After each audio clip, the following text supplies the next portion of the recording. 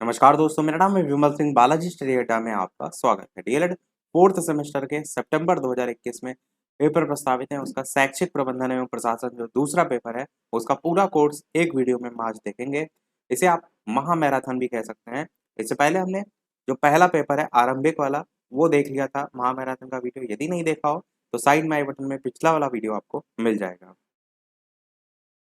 Scheme की बात करते हैं तो दोनों ही आपके पेपर जो है 27 यानी कि कल जो है वो प्रस्तावित हैं। सभी को पेपर के लिए ढेर सारी शुभकामनाएं। अच्छे से अच्छा पेपर करके आइएगा और आपके टोटल पेपर 27 से 29 तक प्रस्तावित हैं। तो चलिए शुरू करते हैं। क्रम कैसे होगा? सबसे पहले हम पूरे कोर्स के सभी जो एमसीक्यू हैं वो देखेंगे। उसके बाद पूरे कोर्स के अति लघु लघु वो सारी चीजें हम देखेंगे। उसके बाद सबसे लास्ट में कुछ इंपॉर्टेंट पॉइंट हैं जहाँ से हर साल क्वेश्चन आते हैं, उनको हम अलग से देखेंगे। और लास्ट में एक प्रश्न हम आपसे भी जो है वो पूछेंगे। एक नहीं, दो प्रश्न हम आपसे जो है वो पूछेंगे। तो चलिए शुरू करते हैं। सबसे पहला प्रश्न कह रहा है कि विद्यालय प्रबंधन में मुख्य भूमिका किसकी होती है? आप कहेंगे प्रधानाध्यापक की, या बच्चों की, या अभिभावकों की, या शिक्षकों की। तो देखिए ऑप्शन आपको कंफ्यूज वाले दिए हैं। अभिभावक तो आप काट देंगे, प्रधानाध्यापक, बच्चे और शिक्षक में आपको छांटना है कौन सा सही होगा। तो बिल्कुल आपका प्रधानाध्यापक बिल्कुल सही हो जाएगा, क्योंकि यहाँ पर वर्ड क्या लिखा है? प्रबंधन की बात की गई है। जो प्रबंधन है, ये नहीं कह रहा है कि विद्यालय के लिए जो विद्यालय प्रबंधन का कार्य है उसमें सबसे ज्यादा महत्वपूर्ण भूमिका प्रधानाध्यापक की होती है। दूसरा प्रश्न कह रहा है कि निम्नलिखित कथन किसका है? प्रबंधन एक सार्वभौमिक विज्ञान है और जो वाणिज्य, उद्योग, राजनीति, धर्म या जन कल्याण सभी पर समान रूप से होता है। या साइड में क्या लिखा है? लागू होता है। आंसर लिखा है इसलिए मैं आपको नहीं दिखा रहा हूँ। चार ऑप्शन में बताना है आपको कौन सा सही होगा। बात करते हैं चलिए उत्तर की। तो आपका टेलर बिल्कुल सही हो जाएगा। अब देख लीजिए पूरा सेंटेंस लागू होता है साइड में जो है वो लिखा हुआ है। देखते हैं अपना अगला प्रश्न तीसरा। विद्यालय प्रबंध का उत्तरदायित्व होता है छात्र, प्रधानाध्यापक, शिक्षक या सभी का? मैंने अभी आपको बताया कि किसका होता है। बिल्कुल प्रधानाध्यापक आपका बिल्कुल सही हो जाएगा। पर कंफ्यूज ना होइएगा यहाँ पर छात्र और शिक्षक में। शिक्षक ऑप्शन देखकर, शिक्षक और प्रधानाध्यापक दोनों को देखकर सभी को ऑप्शन आप हो सकता है टिक करते हैं, इसीलिए मैंने आपको बताया। यहाँ पर प्रबंध की बात की गई है तो प्रबंध कार्य जो है वो प्रधानाध्यापक ही करता है, उसके अंतर्गत शिक्षक जो है वो आते हैं।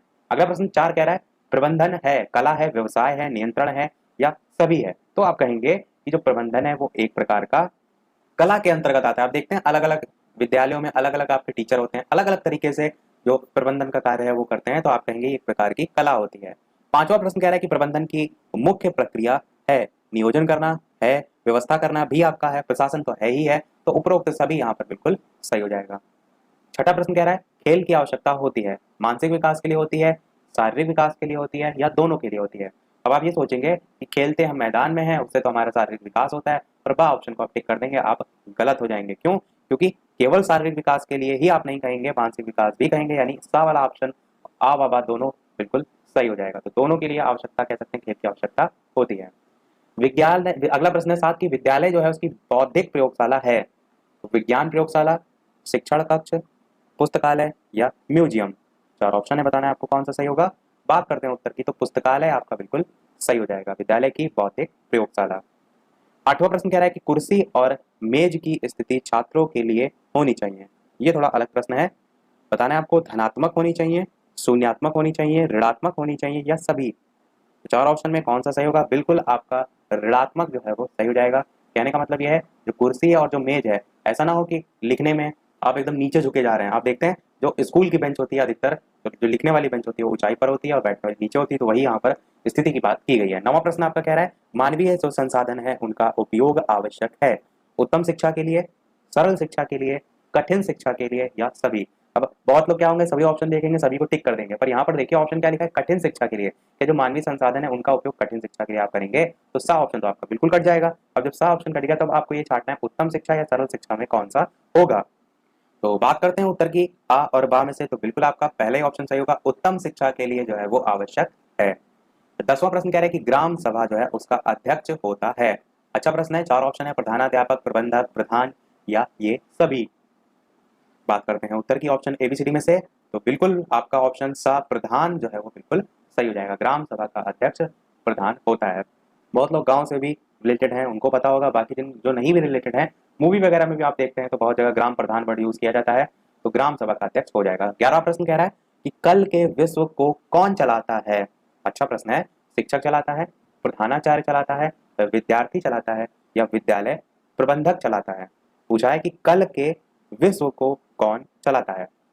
बात करते हैं उत्तर की, तो शिक्षक ही तो चलाता है। शिक्षक जैसा पढ़ाता है, उसके आगे आने वाले जो पीढ़ी है उसमें जो बच्चे हैं वो जैसा पढ़ेंगे वैसा ही आगे भविष्य भी होगा। तो इसीलिए उसके सेंस में बोला जाता है कि कल के विश्व को शिक्षक चलाता है। 12 प्रश्न कह रहा है कि विद्यालय में मानवीय संसाधन का अंग जो है वो कौन है? शिक्षक है, छात्र है, समुदाय है या सभी हैं? तो आप क्या कहेंगे? मानवीय संसाधन में तो ये तीनों ही आते हैं, तो उपरोक्त सभी आपका बिल्कुल सही हो जाएगा।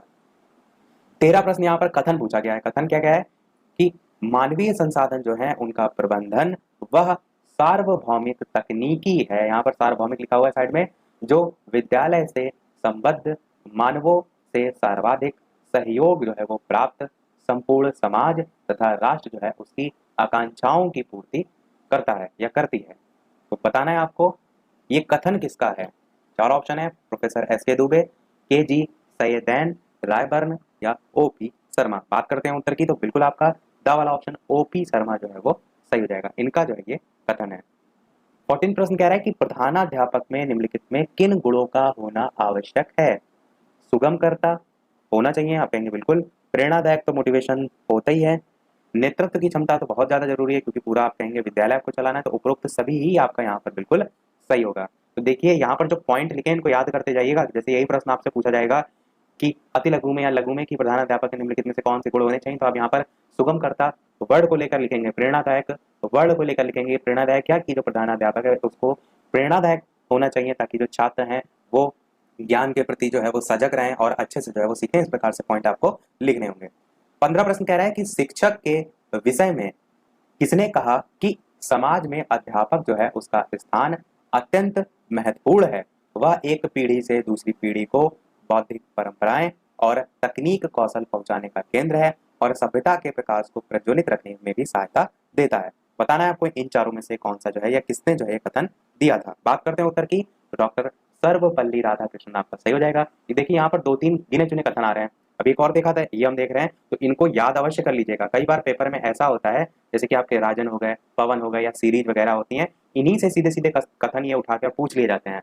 इसीलिए मैं आपको राजन भी करा चुका हूँ, पवन भी करा चुका हूँ, मैं आपको सीरीज करा रहा हूँ इसीलिए कि सारी चीजें आपके पास हो जाएं। तो जो भी आपके कथन इस प्रकार से पूछे जाते हैं वो आपके इन्हीं में से पूछ लिए जाएं, अलग से आपको जो है वो याद करने की आवश्यकता ना पड़े। देखते हैं अपना अगला प्रश्न जो है वो 16 प्रश्न कह रहा है कि वित्तीय प्रबंधन के साधन जो है वो हैं। विद्यालय अनुदान आपका एक साधन है, आप कहेंगे है। टीएलएम आप जानते हैं टीचिंग लर्निंग मटेरियल होता है, वो भी आपका ग्रांट है। समुदाय से प्राप्त धन भी है, तो आपका यहाँ भी उपयुक्त सभी जो है वो सही हो जाएगा। अगला प्रश्न 17 कह रहा है कि विद्यालय अनुदान प्राप्त होता है। जो विद्यालय जो है उसको अनुदान किससे प्राप्त होता है? राज्य सरकार से, समुदाय से, ग्राम पंचायत से या जनप्रतिनिधियों से? अच्छा प्रश्न है, इंपॉर्टेंट भी है। तो देख रहे हैं कितने लोग इसको सही सोचते हैं और जल्दी से बताइए इसका कौन सा सही होगा। बात करते हैं उत्तर की, तो ध्यान रखिएगा राज्य सरकार से जो है वो प्राप्त होता है तो विद्यालय अनुदान। इसके अलावा वीडियो पसंद आ रहा हो, चीजें समझ में आ रही हो, तो वीडियो को लाइक भी जो है वो अवश्य कर दीजिएगा ताकि इसी प्रकार अच्छे अच्छे प्रश्न मैं आपको आगे भी प्रैक्टिस कराता रहूँ और आपके एक लाइक से मुझे भी मोटिवेशन मिलता रहे ताकि इसी प्रकार आगे भी मैं आपके लिए मेहनत करता रहूं। देखते हैं प्रश्न आपका अगला 18। पुस्तकालय विद्यालय का होता है, नाड़ी होता है, हृदय होता है, लीवर होता है या मस्तिष्क होता है? बताना है आपको ऑप्शन एबीसीडी में से कौन सा सही होगा। पुस्तकालय विद्यालय का जो है वो क्या होता है, तो आप जानते हैं उसका क्या होता है। बिल्कुल आपका ऑप्शन बा हृदय जो है वो सही हो जाएगा। ध्यान रखिएगा पुस्तकालय विद्यालय का हृदय होता है। देखिए ऑप्शन मिलते जुलते आपको दिए हैं, मस्तिष्क, लीवर, ताकि आप कंफ्यूज हो।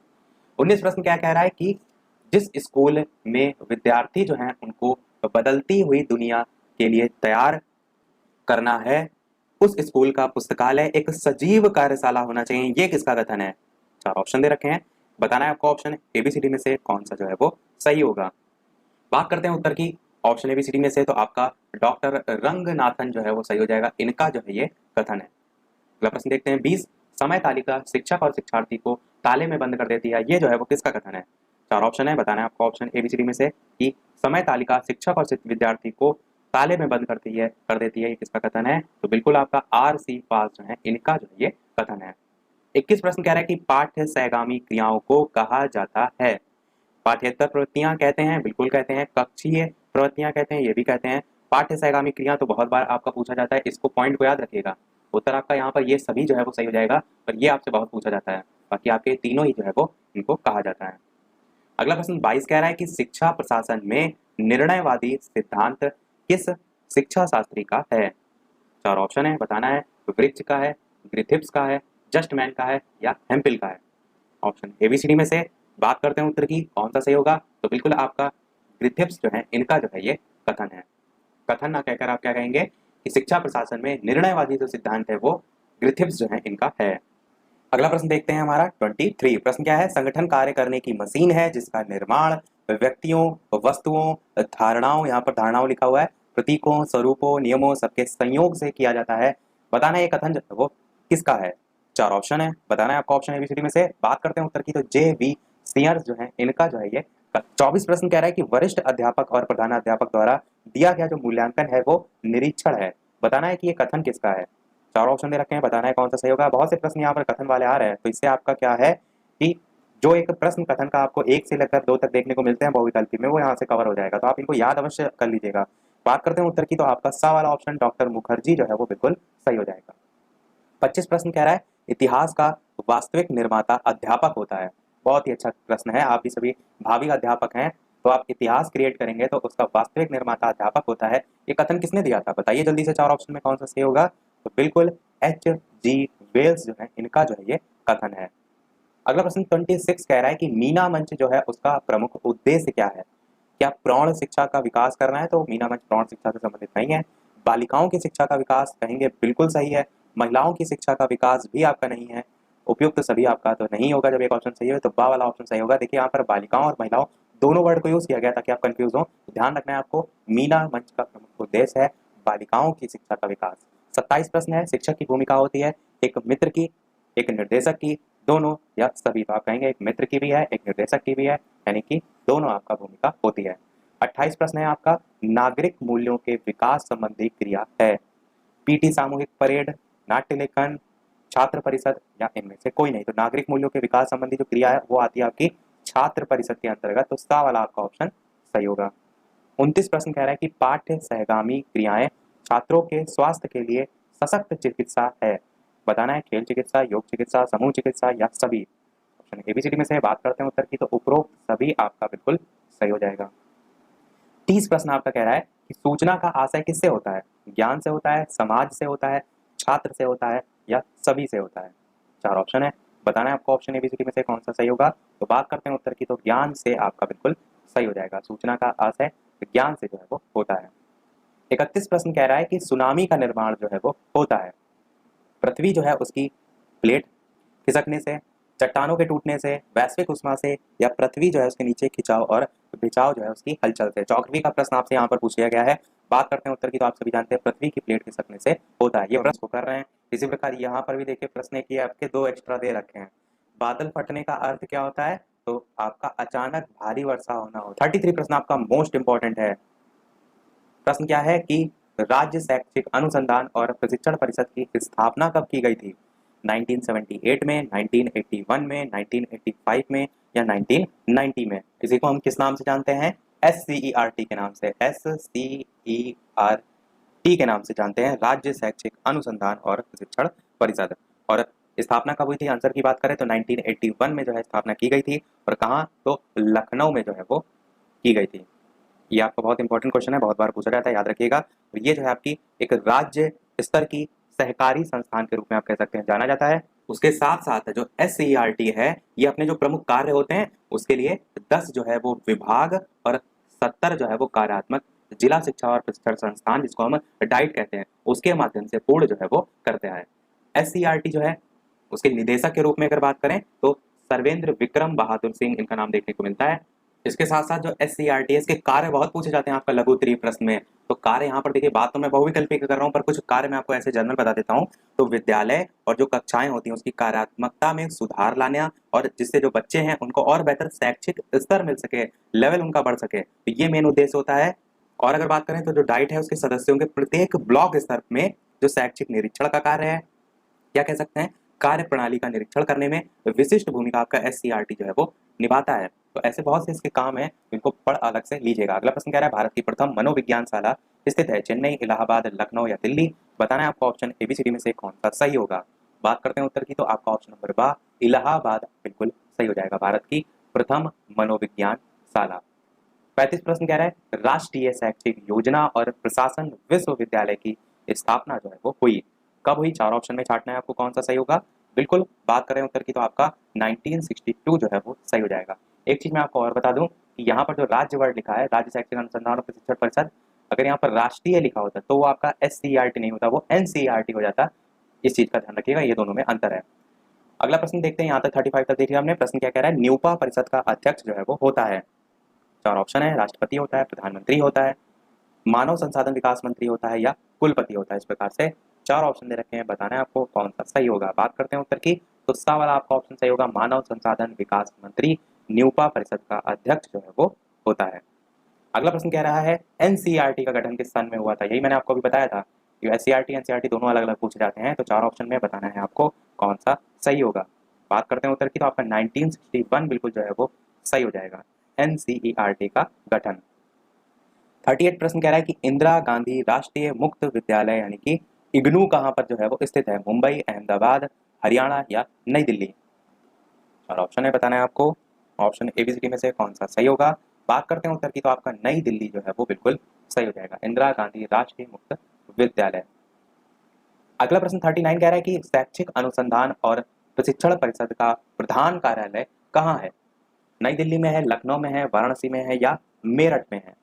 4 ऑप्शन है, बताना है आपको इनमें से कौन सा सही होगा।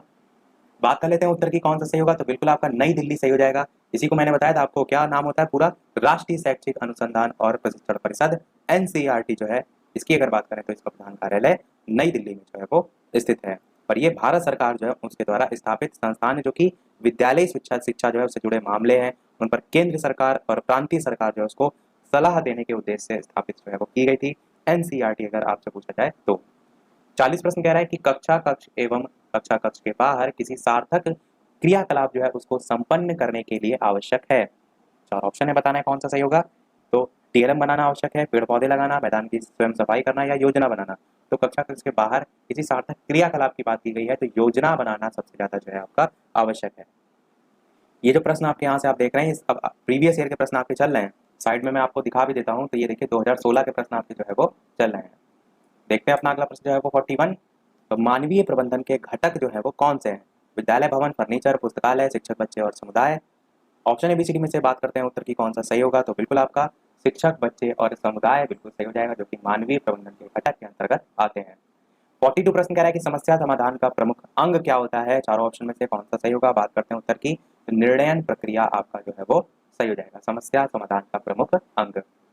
43 प्रश्न आपका क्या कह रहा है कि विद्यालय में भवन, फर्नीचर, पेयजल और शौचालय आदि की जो व्यवस्था है वो की जा सकती है, तो किसके द्वारा पूछा गया है। तो आप कहेंगे ग्राम शिक्षा समिति, तो ये बिल्कुल कह सकते हैं इसमें आता है। अभिभावक शिक्षक संघ द्वारा भी होता है, समुदाय द्वारा तो होता ही, तो उपयुक्त तीनों के सहयोग से आपका ज्यादा सही होगा, ये वर्ड, ये वाला ऑप्शन आपका सही हो जाएगा। 44 प्रश्न कह रहे हैं NCERT जो है उस वो कहाँ स्थित है, चेन्नई, लखनऊ, नई दिल्ली या कोलकाता। अभी तो मैंने आपको दोनों चीजें बताई, सन भी बताया 1961, स्थान भी बताया नई दिल्ली, हिंदी में भी मैंने नाम बताया राष्ट्रीय शैक्षिक अनुसंधान और प्रशिक्षण परिषद, कार्य भी मैंने आपको बताया कि केंद्रीय सरकार और प्रांतीय सरकार को सलाह देने के उद्देश्य से जो है इसकी स्थापना की गई। 45 प्रश्न कह रहा है कि ग्राम शिक्षा समिति के गठन के लिए आवश्यक है 1 महिला का होना, 2 महिलाओं का होना, तीन महिलाओं का होना, तीनों का महिला नहीं होना, 3 महिलाओं का होना या महिला का होना आवश्यक नहीं है। 4 ऑप्शन है, बताना है कौन सा सही होगा। बात करते हैं उत्तर की, तो 1 महिला का होना जो है आपके लिए आवश्यक होता है जब ग्राम शिक्षा समिति के गठन को लेकर बात होती है। अगला प्रश्न कह रहा है कि नो कास्ट वाली शिक्षण अधिगम सामग्री का निर्माण किया जा सकता है, किससे किया जा सकता है, ये आपको यहाँ पर छांटना है। बात करते हैं उत्तर की ऑप्शन ABCD में से, तो स्थानीय परिवेश में उपलब्ध वस्तुओं से आपका बिल्कुल सही हो जाएगा। अगला प्रश्न देखते हैं 47। प्राथमिक जो कक्षाएं हैं उसके बच्चों को पाठ्य पुस्तकें निःशुल्क उपलब्ध कराई जाती हैं, किसके द्वारा, ये यहाँ पर पूछा गया है। प्राथमिक कक्षाओं के संबंध में पूछा गया है, इस चीज का भी ध्यान जो है वो रखिएगा। बात करते हैं चलिए उत्तर की कौन सा सही होगा, तो बिल्कुल आपका राज्य सरकार बिल्कुल सही हो जाएगा, तो राज्य सरकार के द्वारा निःशुल्क जो पाठ्य पुस्तकें हैं वो उपलब्ध कराई जाती हैं। 48 प्रश्न कह रहा है कक्षा 1 में कुल निर्धारित पाठ्य पुस्तकें जो है वो कितनी हैं। तो 4 ऑप्शन दे रखे हैं, बताना है आपको कक्षा 1 में कुल निर्धारित पाठ्य पुस्तकें 1, 2, 3 या 4। बात कर लेते हैं चलिए उत्तर की, तो आपका पहला वाला ऑप्शन बिल्कुल सही हो जाएगा, कुल 1 आपकी कक्षा 1 में निर्धारित पाठ्य पुस्तक है, और जिसका नाम क्या है, जिसका नाम कलरव है। यहाँ से प्रश्न आपसे वाइवा में बहुत पूछे जाते हैं कक्षा 1 में कौन सी पुस्तक, क्योंकि आपकी इंटर्नशिप होती है, तो कक्षा 1, 2, 3, 4, 5 इस टाइप से सभी पूछ जाते हैं, और ये प्रश्न आपका 2016 में पूछा भी गया था। अगला प्रश्न कह रहा है कि प्रदेश में संस्कृत विषय का पठन पाठन किस कक्षा से प्रारंभ किया गया है, कक्षा 1 से, कक्षा 3 से, कक्षा 5 से या कक्षा 6 से। 4 ऑप्शन है, बताना है आपको ऑप्शन एबीसीडी में से कौन सा जो है वो सही होगा। तो ऑप्शन एबीसीडी में से कौन सा सही होगा, बात करते हैं उत्तर की, तो बिल्कुल आपका कक्षा 3 से जो है वो सही हो जाएगा, संस्कृत विषय का पठन पाठन अगर आपसे पूछा जाए। प्रश्न आपका है, समय सारणी दर्शाती है बच्चों की अधिगम प्रक्रिया को दर्शाती है, शिक्षक की शिक्षण प्रक्रिया को दर्शाती है, प्रधानाध्यापक जो है उसके नेतृत्व को दर्शाती है या सभी क्रियाकलापों को दर्शाती है। ऑप्शन एबीसीडी में से आप क्या कहेंगे कि समय सारणी चारों ही यानी कि तीनों चीजों को दर्शाती है, तो यहाँ पर आपका उत्तर सभी क्रियाकलापों को बिल्कुल सही हो जाएगा। 51 प्रश्न कह रहा है कि पाठ्य सहगामी क्रियाकलाप जो है उनके संचालन का दायित्व जो है वो सौंपना चाहिए। पाठ्य सहगामी क्रियाकलाप क्या होते हैं, जैसे आप पढ़ाई करते हैं तो और साथ में जो एक्स्ट्रा करिकुलर एक्टिविटीज चला करती हैं तो उसके संचालन का दायित्व जो है वो किसको सौंपना चाहिए, शिक्षकों को, अभिभावकों को, बच्चों को या जिला विद्यालय निरीक्षक को। 4 ऑप्शन है, बताना है कौन सा सही होगा। बात करते हैं उत्तर की, तो बिल्कुल आपका ऑप्शन आ शिक्षक जो है वो बिल्कुल सही हो जाएगा, क्योंकि शिक्षक ही पढ़ा रहा है, अब शिक्षक ही उसमें और चीजों को ऐड कर सकता है ताकि टीचिंग भी इफेक्टिव हो और बच्चा जो है और अच्छे से समझ सके। जो यहाँ से प्रश्न आप देख पा रहे हैं ये सभी आपके सन 2016 के प्रीवियस ईयर के प्रश्न जो है वो चल रहे हैं। 52 प्रश्न देखते हैं, प्रत्येक जनपद में कार्यरत जिला समन्वयक अधीन जो है वो किसके होते हैं। जिला समन्वयक अधीन पूछा, अधीन मतलब जैसे कि आप किसी के अंडर में आते हैं, उसके नीचे आते हैं, आपसे कोई सुपीरियर हो, तो वही पूछा है प्रत्येक जनपद में कार्यरत जो जिला समन्वयक है वो किसके अधीन आते हैं। जिला विद्यालय निरीक्षक के, जिला बेसिक शिक्षा अधिकारी के, डायट प्राचार्य के या जिला अधिकारी के। बताना है आपको कौन सा सही होगा। बात करते हैं उत्तर की, तो आपका बिल्कुल ऑप्शन यहाँ पर बा वाला सही हो जाएगा, जिला बेसिक शिक्षा अधिकारी जो है वो सही हो जाएगा। तो इन्हीं के जो है वो अधीन आते हैं जिला समन्वयक, इनके नीचे आते हैं। ये पूरा एक चार्ट होता है, आपने देखा होगा, आपकी बुक में बना भी अवश्य होगा। 53 प्रश्न कह रहा है कि राज्य शैक्षिक अनुसंधान और प्रशिक्षण परिषद का मुख्यालय कहाँ है। शायद यही प्रश्न था जो मैंने पहले वाले पार्ट में पूछा था और कहा था कि सभी लोग आंसर बताइएगा। आंसर हम इसका देखेंगे नेक्स्ट वाले पार्ट में। तो 4 ऑप्शन दे रखे हैं, बात करते हैं उत्तर की, बिल्कुल आपका ऑप्शन सा लखनऊ जो है वो सही हो जाएगा। मैंने आपको क्या कहा था, ये अवश्य देख लीजिएगा, यहाँ पर राज्य लिखा है कि राष्ट्र लिखा है। जब राज्य लिखा हो तो आपको लखनऊ को टिक करना है, जब राष्ट्रीय लिखा हो तब वहां पर एनसीईआरटी को लेकर पूछा जाता है तब आपका नई दिल्ली जो है वो सही हो जाएगा। तो यहाँ पर आपका सा ऑप्शन सही है, इंपॉर्टेंट क्वेश्चन है, याद रखिएगा। देखते हैं अपना अगला प्रश्न 54। प्रश्न आपका कह रहा है, जिला स्तर की सर्वोच्च अकादमिक संस्था जो है वो है, डाइट है, सीमैट है, एससीईआरटी है या बीआरसी है। 4 ऑप्शन है, बताना है आपको जिला स्तर की, जिला लेवल पर पूछा गया आपसे कि जिला स्तर की सर्वोच्च अकादमिक संस्था जो है इनमें से कौन सी है। बात करते हैं उत्तर की, तो आप सभी जानते हैं डाइट जो है वो होती है जब बात की जाती है जिला स्तर की। तो आपका ऑप्शन हाँ बिल्कुल सही हो जाएगा। अगला प्रश्न 55 कह रहा है कि कक्षा कक्ष में एवं कक्षा कक्ष के बाहर किसी सार्थक जो क्रियाकलाप है उसके संपन्न कराने के लिए क्या आवश्यक है। यहाँ पर संपन्न लिखा है साइड में, मैं यहाँ पर आंसर लिखा हुआ है इसलिए पढ़कर जो है आपको बता रहा हूँ। तो 4 ऑप्शन है, बताना है नेतृत्व करना, योजना बनाना, प्रशासन करना या प्रबंधन करना। तो ऑप्शन एबीसीडी में से कौन सा सही होगा। बात करते हैं उत्तर की, तो आपका योजना बनाना बिल्कुल जो है वो सही हो जाएगा। अब यहाँ मैं दिखा भी देता हूँ कि साइड में यहाँ से आपके जो प्रश्न है वो 2017 के जो है वो स्टार्ट हो रहे हैं। इससे पहले जो प्रश्न चल रहे थे वो आपके 2016 के चल रहे थे। तो 2017 के आपके टोटल 15 प्रश्न आते हैं। तो अब हम देखेंगे 2017 के जो है 15 प्रश्न। यहाँ पर आपका योजना बनाना सही हो जाएगा। कक्षा कक्ष में और कक्षा कक्ष के बाहर कोई भी सार्थक कोई क्रियाकलाप आपको एक्टिविटी करानी तो उसको संपन्न कराने के लिए सबसे ज्यादा जरूरी है कि सबसे पहले आप एक सफल योजना बनाएं, क्योंकि योजना बनाएंगे तभी क्रियान्वयन करेंगे। अगला प्रश्न 56 कह रहा है कि विद्यालय प्रबंधन के अंतर्गत किस संगठन का समन्वयन नहीं होता है। वित्तीय संसाधन, भौतिक संसाधन, मानवीय संसाधन या सभी। 4 ऑप्शन दे रखे हैं, बताना है आपको ऑप्शन एबीसीडी में से कौन सा जो है वो सही होगा। बात करते हैं उत्तर की, तो आपका वित्तीय संसाधन जो है वो बिल्कुल सही हो जाएगा। विद्यालय प्रबंधन के अंतर्गत किस संगठन का समन्वय नहीं होता, तो वित्तीय संसाधन का समन्वय नहीं होता है। 57 प्रश्न कह रहा है कि विद्यालय में जो है वो शिक्षण के अलावा बच्चों में विकास हेतु ध्यान दिया जाना चाहिए। किस चीज का ध्यान दिया जाना चाहिए, गणित विषय का, अंतर्निहित जो उनके गुण हैं उनका, अंतर्निहित जो उनकी शक्तियां हैं उसका, या अंतर्निहित गुणों और शक्तियां दोनों का। तो आप क्या कहेंगे, दोनों का ही देना चाहिए, पर्टिकुलर एक को आप क्यों जो है वो प्रायोरिटी देंगे, तो गुणों का भी और शक्तियों का भी। तो द वाला आपका ऑप्शन बिल्कुल सही हो जाएगा। 58 प्रश्न कह रहा है कि कक्षा कक्ष जो है उसमें बच्चों के लिए फर्नीचर जो है उसकी व्यवस्था की जानी चाहिए। किस अनुसार की जानी चाहिए ये पूछा गया है, उसकी पठन क्षमता के अकॉर्डिंग, ये पढ़ने में कैसा है क्या वो देख के आप उसकी सीट देंगे, या उसकी लेखन क्षमता को देख करके लिखने में कैसा है उसके अकॉर्डिंग उसकी फर्नीचर की व्यवस्था करेंगे, या उसकी शारीरिक अभिवृद्धि के अनुसार या उसकी योग्यता के अनुसार। तो आप क्या कहेंगे, उसकी शारीरिक अभिवृद्धि के अनुसार फर्नीचर की व्यवस्था होनी चाहिए। ऐसा ना हो कि जो बच्चा बैठा है वो है हाइट में बहुत छोटा और उस पर लिखने वाली जो मेज है वो बहुत ऊंची है, तो उसकी जैसी शारीरिक अभिवृद्धि है उसी के अनुसार फर्नीचर की व्यवस्था करनी चाहिए। 59 प्रश्न कह रहा है अधिगम प्रबंधन का महत्वपूर्ण पक्ष जो है वो क्या होता है? अनुशासन होता है, दंड होता है, डांट फटकार होता है या प्रशासन होता है? महत्वपूर्ण पक्ष की यहाँ पर बात की गई है। बात करते हैं उत्तर की ऑप्शन एबीसीडी में से। बिल्कुल आपका सबसे महत्वपूर्ण होता है आपका प्रशासन। कैसे आप उसको सही तरीके से कार्यान्वित कर सकें उसके लिए प्रशासन जो है उसके लेवल पर अधिगम का प्रबंधन जो है आप करेंगे। अगला प्रश्न 60 कह रहा है मान्यता के अनुसार बच्चों के अधिक नजदीक होते हैं उनके पिता होते हैं, माँ होती हैं, शिक्षक होते हैं या भाई बहन होते हैं? अब देखिए ये प्रश्न आपको सोच लीजिए थोड़ी देर के लिए, बिल्कुल नहीं आता है तो अब जर्नल सी भाषा में सोचिए कि नॉर्मली आप क्या सुनते हैं, हर जगह क्या सुनते हैं कि बच्चों के सबसे ज्यादा नजदीक कौन होती है? उनकी माँ होती है। तो आपका ऑप्शन बात सही हो जाएगा। कुछ लोग यहाँ पर शिक्षक को टिक कर देंगे, पर यहाँ पर वर्ड यूज किया गया मान्यता के अनुसार। ऐसा माना जाता है शिक्षक के साथ जो बच्चे हैं वो समय जरूर बहुत ज्यादा व्यतीत करते हैं, परंतु मान्यता के अनुसार यहाँ पर पूछा गया है, इसलिए आपका माँ जो है वो सही हो जाएगा। 61 प्रश्न कह रहा है कि ग्राम शिक्षा समिति का सचिव होता है। मोस्ट इंपॉर्टेंट क्वेश्चन है, अच्छा है, याद रखिएगा। चार ऑप्शन दे रखे हैं, आपको बताना है बेसिक स्कूल का वरिष्ठ शिक्षक, बेसिक स्कूल का प्रधानाध्यापक, ग्राम प्रधान या अभिभावक। बताना है आपको ऑप्शन एबीसीडी में से कौन सा सही होगा। इसके अलावा वीडियो पसंद आए तो वीडियो को लाइक भी अवश्य कर दीजिएगा ताकि इसी प्रकार अच्छे अच्छे प्रश्न मैं आपको आगे भी प्रैक्टिस कराता रहूँ। चलिए बात करते हैं उत्तर की। तो बिल्कुल आपका बेसिक स्कूल जो है उसका प्रधानाध्यापक जो है वो बिल्कुल सही हो जाएगा। ग्राम शिक्षा जो समिति है उसका सदस्य सचिव कौन होता है? जो बेसिक स्कूल है उसका प्रधानाध्यापक जो है वो होता है। 62 प्रश्न कह रहा है कि उचित वित्तीय प्रबंधन कौन निर्धारित करता है? प्रबंधन की सफलता को कौन नहीं निर्धारित करता है? किस पर्टिकुलर चीज को लेकर आपसे पूछा गया है कि प्रबंधन की सफलता को, धन की उपलब्धता को, कार्यक्रम की सफलता को या उपयुक्त में से कोई नहीं? तो ऑप्शन एबीसीडी में से बात करते हैं उत्तर की। तो प्रबंधन जो है उसकी सफलता को जो है वो सही हो जाएगा। उचित वित्तीय प्रबंधन किसको निर्धारित करता है?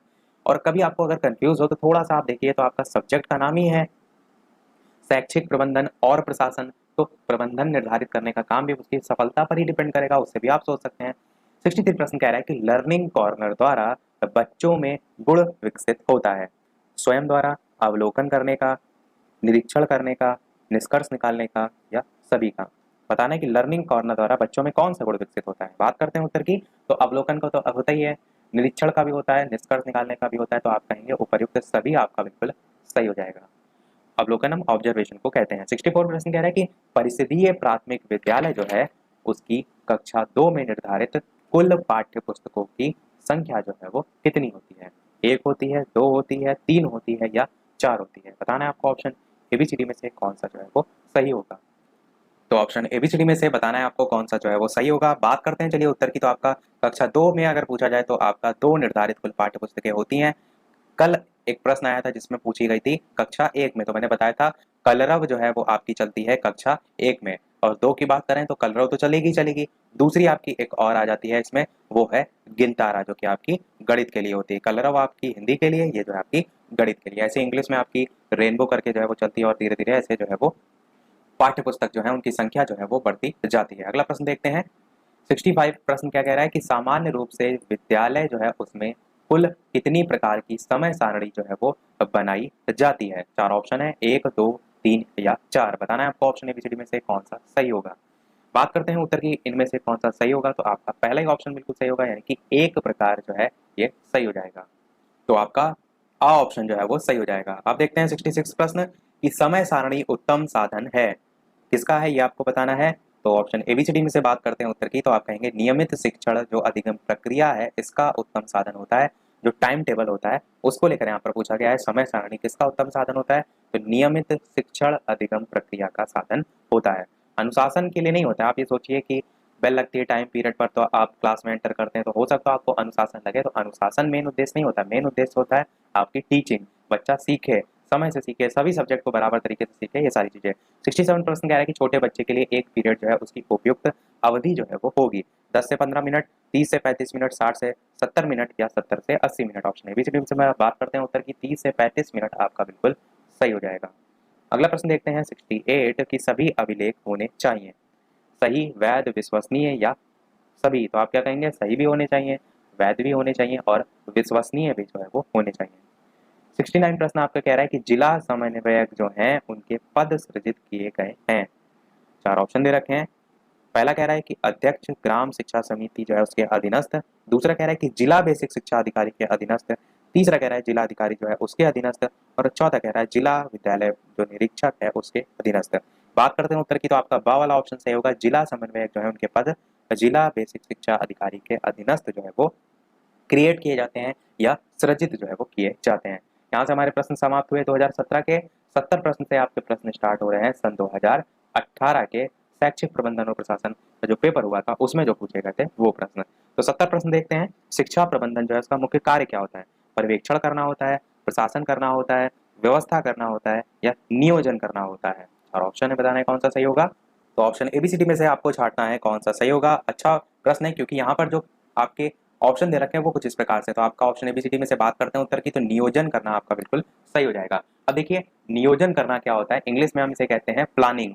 आप जब प्लान करते हैं कोई चीज को तो सबसे पहले आप क्या करते हैं, जो वर्तमान की परिस्थिति होती है, करंट में क्या सिचुएशन होती है उसको ध्यान में रखते हैं। उसके बाद आपका क्या जो है वो लक्ष्य है, कोई भी आप पर्टिकुलर, जैसे कि यहाँ पर आप शिक्षक बनना चाह रहे हैं तो शिक्षक आपका बनना एक लक्ष्य है, तो किसी लक्ष्य की प्राप्ति के लिए आप फ्यूचर के लिए एक रूपरेखा तैयार करें और उसके लिए आप आवश्यक जो क्रियाकलाप हैं उसके बारे में चिंतन करें, आयोजन करें, तो वो आपका नियोजन जो है वो कहलाता है। इसी को हम प्लानिंग जो है वो कहते हैं। ये आपका जो प्रबंधन है इसका एक प्रमुख घटक होता है, और यही आपसे पूछा गया था प्रबंधन का प्रमुख कार्य जो है उसको लेकर यहाँ पर पूछा गया था। 71 प्रश्न कह रहा है कि औपचारिक रूप से में संगठित समूहों में व्यक्तियों से मिलकर कार्य करने की जो कला ही है वो प्रबंधन है, ये कथन जो है वो किसका है? तो ये प्रश्न देखिए, और आपके जो कथन वाले होते हैं वो भी पूछे जाते हैं, तो 2018 में पूछा गया था। बात करते हैं उत्तर की, तो हरोल्ड कीनज जो है आपका बिल्कुल सही हो जाएगा, इनका जो है ये कथन है। 72 प्रश्न कह रहा है कि विद्यालय प्रबंधन में महत्वपूर्ण भूमिका जो है वो किसकी होती है? बताइए आप। प्रधानाध्यापक की होती है, शिक्षक की होती है, बच्चों की होती है, या सभी की होती है? अब यहाँ पर क्या है, महत्वपूर्ण भूमिका जो है वो पूछा गया है।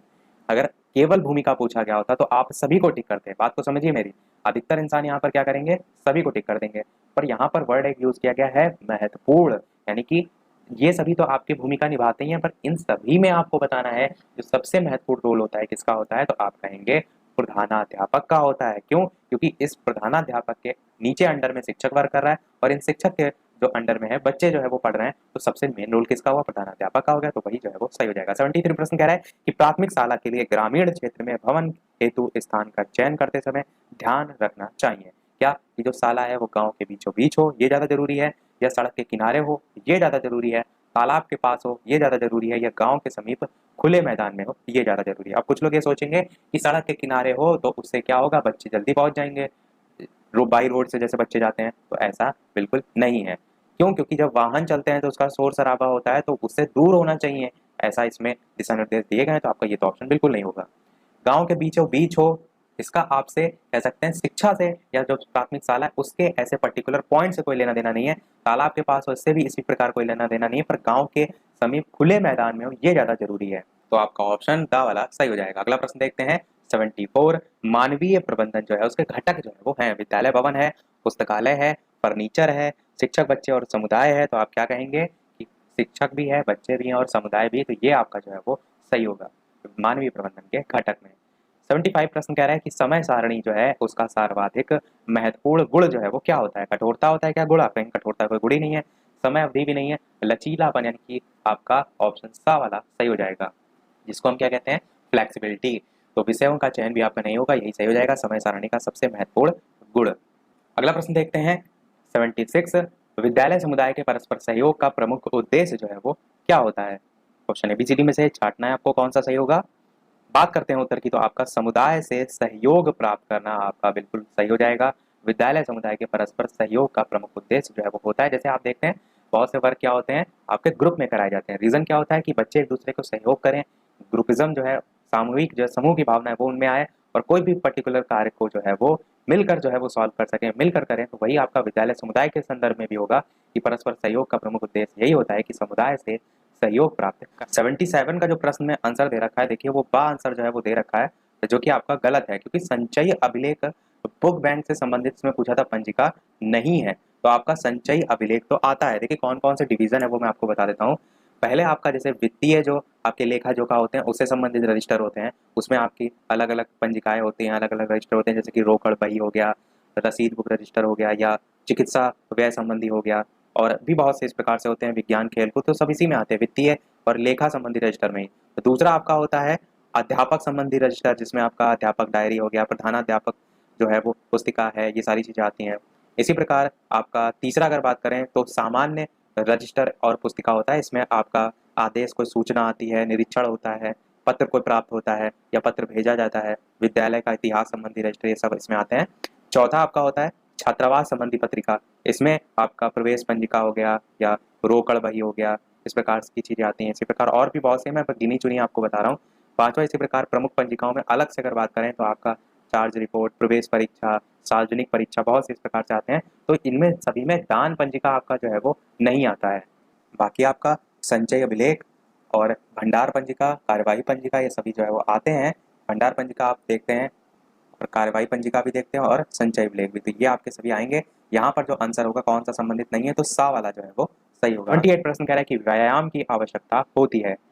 चार ऑप्शन दे रखे हैं, मानसिक विकास के लिए, शारीरिक विकास के लिए, सर्वांगीण विकास के लिए या अनुशासन के लिए। ऑप्शन एबीसीडी में से कौन सा सही होगा, बात करते हैं उत्तर की, तो आपका सा वाला ऑप्शन सही हो जाएगा। बालक के सर्वांगीण विकास के लिए जो है वो सबसे ज्यादा व्यायाम की आवश्यकता होती है। पर्टिकुलर कोई विकास नहीं होता है, पूरा ओवरऑल डेवलपमेंट की बात होती है। 79 प्रश्न कह रहा है कि यदि एक बालक कक्षा में स्वच्छता के साथ नहीं आता है तो आप क्या करेंगे। उसे डांट लगाना चाहिए आपको शाला से, यानी कि जो विद्यालय है उसे निकाल देना चाहिए, उसे स्वच्छता के लाभ बताने चाहिए, या उसके जो पेरेंट्स हैं उसको सूचित करना चाहिए। तो आप इनमें से क्या करेंगे बताइए, आप खुद से सोचिए। तो बात करते हैं उत्तर की ऑप्शन एबीसीडी में से, बिल्कुल आप उसे स्वच्छता के लाभ जो है वो बताएंगे। बाकी ये सभी चीज़ें बुक के अकॉर्डिंग है, आप भी जानते हैं, आप इंटर्नशिप में गए होंगे, तो बच्चों को आप क्या लाभ बताने लग देंगे तो क्या अगले दिन से वो जो है वो स्वच्छ वन कराने लगेंगे। थोड़ा सा समय लगता है, आप बच्चे को मोटिवेट करिए, फिर धीरे धीरे धीरे उसमें बदलाव आता है, तो एक समय का ये होता है। बाकी यहाँ पर तो आप यही करेंगे कि उसे आप स्वच्छता के लाभ जो है वो बताने चाहिए। 80 प्रश्न कह रहे हैं जो अधिकारी हैं उनके द्वारा किए गए निरीक्षण हो गए, विद्यालय के कार्य के घंटों तथा जो विद्यालय हैं उनको प्रभावित करने वाली अन्य गतिविधियों का उल्लेख किसमें किया जाता है। चार ऑप्शन है, बताना है आपको कौन सा सही होगा, तो लॉग बुक में जो है वो किया जाता है। 80 प्रश्न तक हम पहुंच चुके हैं, 20 प्रश्न और शेष रह गए हैं, टोटल हम 99 तक प्रश्न जाएंगे। आखिरी हमारा प्रश्न 99 है, 100 तक जो है आपके नहीं है। 81 प्रश्न कह रहा है आपका जिला बेसिक शिक्षा समिति का गठन जो है वो किया गया। मोस्ट इंपॉर्टेंट क्वेश्चन है, जल्दी से बताइए इन चारों में से कौन सा सही होगा। सन 1975 में, सन 1971 में, 1980 में या 1982 में। जहां पर हम प्रश्न देख रहे थे जिला बेसिक शिक्षा समिति का गठन कब किया गया था, तो ऑप्शन यहाँ पर देखिए आ जो है वो दे रखा है, जो कि आपका गलत है। क्यों गलत है, क्योंकि ये जो प्रश्न है आपका वो पूछा जाता है जिला बेसिक शिक्षा अधिनियम के तौर पर या बेसिक शिक्षा परिषद के तौर पर, और हर जगह आपको आंसर में 1972 जो है वो देखने को मिलता है। तो ये आपका जो है वो करेक्ट आंसर होगा। ये यहाँ पर एक पॉसिबिलिटी बन सकती है कि इसके बाद ये समिति बनी हो तो आपका 1975 जो है वो हो सकता है। बाकी जो ये प्रश्न पूछा जाता है वो आपसे बेसिक शिक्षा अधिनियम कब बना या बेसिक शिक्षा परिषद का गठन कब हुआ, इस टाइप से पूछा जाता है। तो हर जगह आपको 1972 ही जो है वो टिक करना है। मैंने ये सारी चीज़ें क्लियर कर दी, बाकी आप ऑप्शन के अकॉर्डिंग जो है वो देख लीजिएगा, जब नहीं होगा तब तो आप टिक कर सकते हैं। बाकी ये चीज़ जो है आपकी यहाँ पर थी। अगला प्रश्न देखते हैं 82। अगला प्रश्न देखते हैं 82, भारत में विद्यालय निरीक्षण पद्धति का प्रारंभ जो है वो हुआ तो किस काल से, किस शासन काल से, वो यहाँ पर पूछा गया है। तो ऑप्शन एबीसीडी में से बात करते हैं उत्तर की, तो बिल्कुल आपका ऑप्शन सा वाला यहाँ पर सही हो जाएगा। अंग्रेजों के शासन काल में जो है आपका सही हो जाएगा विद्यालय निरीक्षण पद्धति का प्रारंभ। 83 प्रश्न कह रहा है कि विद्यालय की बौद्धिक प्रयोगशाला जो है वो है विज्ञान प्रयोगशाला, शिक्षण कक्ष, पुस्तकालय या म्यूजियम। बात करते हैं उत्तर की ऑप्शन एबीसीडी में से, तो पुस्तकालय जो है वो बौद्धिक प्रयोगशाला के रूप में जानी जाती है। 84 प्रश्न कह रहा है संचयी अभिलेख जो पत्र है उसमें लेखा रखा जाता है, किसका लेखा जोखा रखा जाता है। चार ऑप्शन दे रखे हैं, बताना है आपको कौन सा सही होगा। बात करते हैं उत्तर की, तो छात्र की प्रगति का जो है वो रखा जाता है। यही देखिए प्रश्न ऊपर आया था, यहाँ पर क्या लिखा था, बुक बैंक से संबंधित पंजिका नहीं है, तो आपकी संचय अभिलेख वहां पर जो है वो ऑप्शन गलत दिया था, दान पंजिका जो है सही होगा। बाकी छात्र की प्रगति से संबंधित होता है संचयी अभिलेख पत्र में, उसका लेखा जोखा यानी कि छात्र की प्रगति का लेखा जोखा रखा जाता है। 84 प्रश्न आपका हो गया। अब 85 से प्रश्न जो आपके स्टार्ट हो रहे हैं वो स्टार्ट हो रहे हैं सन 2019 के। और कोशिश ये किया करिए कि इन प्रश्नों को इस तरीके से देखिए कि मानो आप पेपर दे रहे हो तो आपके इसमें से कितने सही जो है वो निकले, आपने कितनी पढ़ाई नहीं भी की उसके बिना भी आप कितने जो है यहाँ पर सही कर ले जाते हैं। प्रश्न देखते हैं 85, निम्नलिखित में से कौन सा भौतिक संसाधन के अंतर्गत आता है। भौतिक संसाधन की बात की गई है तो आप छात्र छात्राएं आप कहेंगे, शिक्षक कहेंगे, विद्यालय भवन कहेंगे या प्रधानाध्यापक, तो आप कहेंगे तो विद्यालय भवन जो है आपका भौतिक संसाधन में आता है, बाकी सभी तो नहीं आते हैं। 86 प्रश्न कह रहा है विद्यालय की बौद्धिक प्रयोगशाला होता है। ये प्रश्न मैंने आपको कराया था, अभी शायद पीछे आ चुका है। ऑप्शन एबीसीडी में से कौन सा मैंने बताया था? पुस्तकालय आपको बताया था, यही आपका जो है वो बिल्कुल सही हो जाएगा। अगला प्रश्न देखते हैं 87। प्रश्न आपका है समस्या समाधान का प्रमुख अंग जो है वो क्या है? अनुशासन है, अधिगम है, निर्णयन प्रक्रिया है या शिक्षण प्रक्रिया है? बताना है आपको ऑप्शन एबीसीडी में से। बात करते हैं उत्तर की, तो समस्या समाधान का प्रमुख अंग है निर्णयन प्रक्रिया, तो यही आपका सा वाला ऑप्शन सही हो जाएगा। 88 प्रश्न कह रहा है कि मानवीय प्रबंधन जो है उसके घटक जो है वो है फर्नीचर है, पुस्तकालय है, विद्यालय भवन है या शिक्षक छात्र छात्राएं और समुदाय है? बात करते हैं उत्तर की ऑप्शन एबीसीडी में से, तो आपका शिक्षक छात्र छात्राएं और समुदाय ये सभी जो है वो मानवीय प्रबंधन के घटक के अंतर्गत आते हैं। ये सब आपसे वन लाइनर में भी पूछ लिए जाते हैं, तो इनको नाम भी साथ में आपको याद रखना है। 89 प्रश्न कह रहा है जो समय सारणी है उसको क्या कहा जाता है? विद्यालय जो है उसकी दूसरी घड़ी कहा जाता है, अनुशासन कहा जाता है, घंटा कहा जाता है या अध्ययन कहा जाता है? तो आप क्या कहेंगे ऑप्शन एबीसीडी में से कि विद्यालय की दूसरी घड़ी जो है वो कहा जाता है समय सारणी को। 90 प्रश्न कह रहा है कि जो विद्यालय है उसके अभिलेखों का प्रमुख उद्देश्य जो है वो क्या होता है? जो दंड है उसका साक्ष्य जो है वो रखना, या जो आवश्यक जो सूचनाएं हैं उसका रख रखाव करना, या अनियमितताएं जो है उसकी जानकारी या निरीक्षण में सहयोग? जो विद्यालय के जो अभिलेख होते हैं, विभिन्न प्रकार के रजिस्टर देखते हैं, विभिन्न प्रकार का डाटा आप देखते हैं, उसका मेन उद्देश्य होता है आवश्यक जो सूचनाएं हैं उनका रख रखाव करना, तो ऑप्शन बा वाला सही हो जाएगा। 91 प्रश्न पर पहुंच गए हैं। 9 प्रश्न 1964 66, ये समय ध्यान रखिएगा 1964 जो है आपका कोठारी कमीशन से संबंधित है। राष्ट्र निर्माता की संज्ञा जो है वो किसे दिया है? प्रतिभाशाली जो छात्र हैं उनको, इंजीनियरों को, अध्यापकों को या शिक्षा अधिकारियों को? तो बात करते हैं उत्तर की, तो अध्यापकों का रोल बताया था, तो यही आपका सा वाला ऑप्शन बिल्कुल सही हो जाएगा। अगला प्रश्न देखते हैं 92 शैक्षिक जो पर्यवेक्षण है उसका मुख्य उद्देश्य जो है वो क्या होता है? 4 ऑप्शन दे रखे हैं, पढ़िए समझिए और बताइए इन चारों में से कौन सा सही होगा। बिल्कुल बात करते हैं उत्तर की, तो आपका शिक्षा की संपूर्ण प्रक्रिया में वांछनीय परिवर्तन करना मेन उद्देश्य जो है वो होता है।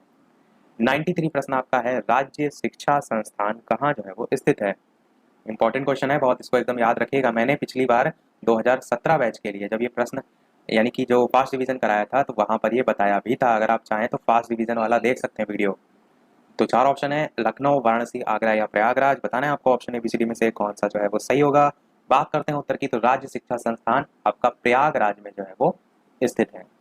94 प्रश्न कह रहा है कि विद्यालय में अनुशासन स्थापित करने में सहायक जो है वो कौन नहीं है? पाठ्य सहगामी क्रियाओं का आयोजन, नैतिक शिक्षा की व्यवस्था, जो दंड है उसकी अधिकता या शिक्षक अभिभावक सहयोग? तो आप क्या कहेंगे? दंड जो है वो कहीं किसी भी प्रकार से सहायक नहीं है, तो यही वाला आपका ऑप्शन बिल्कुल सही हो जाएगा।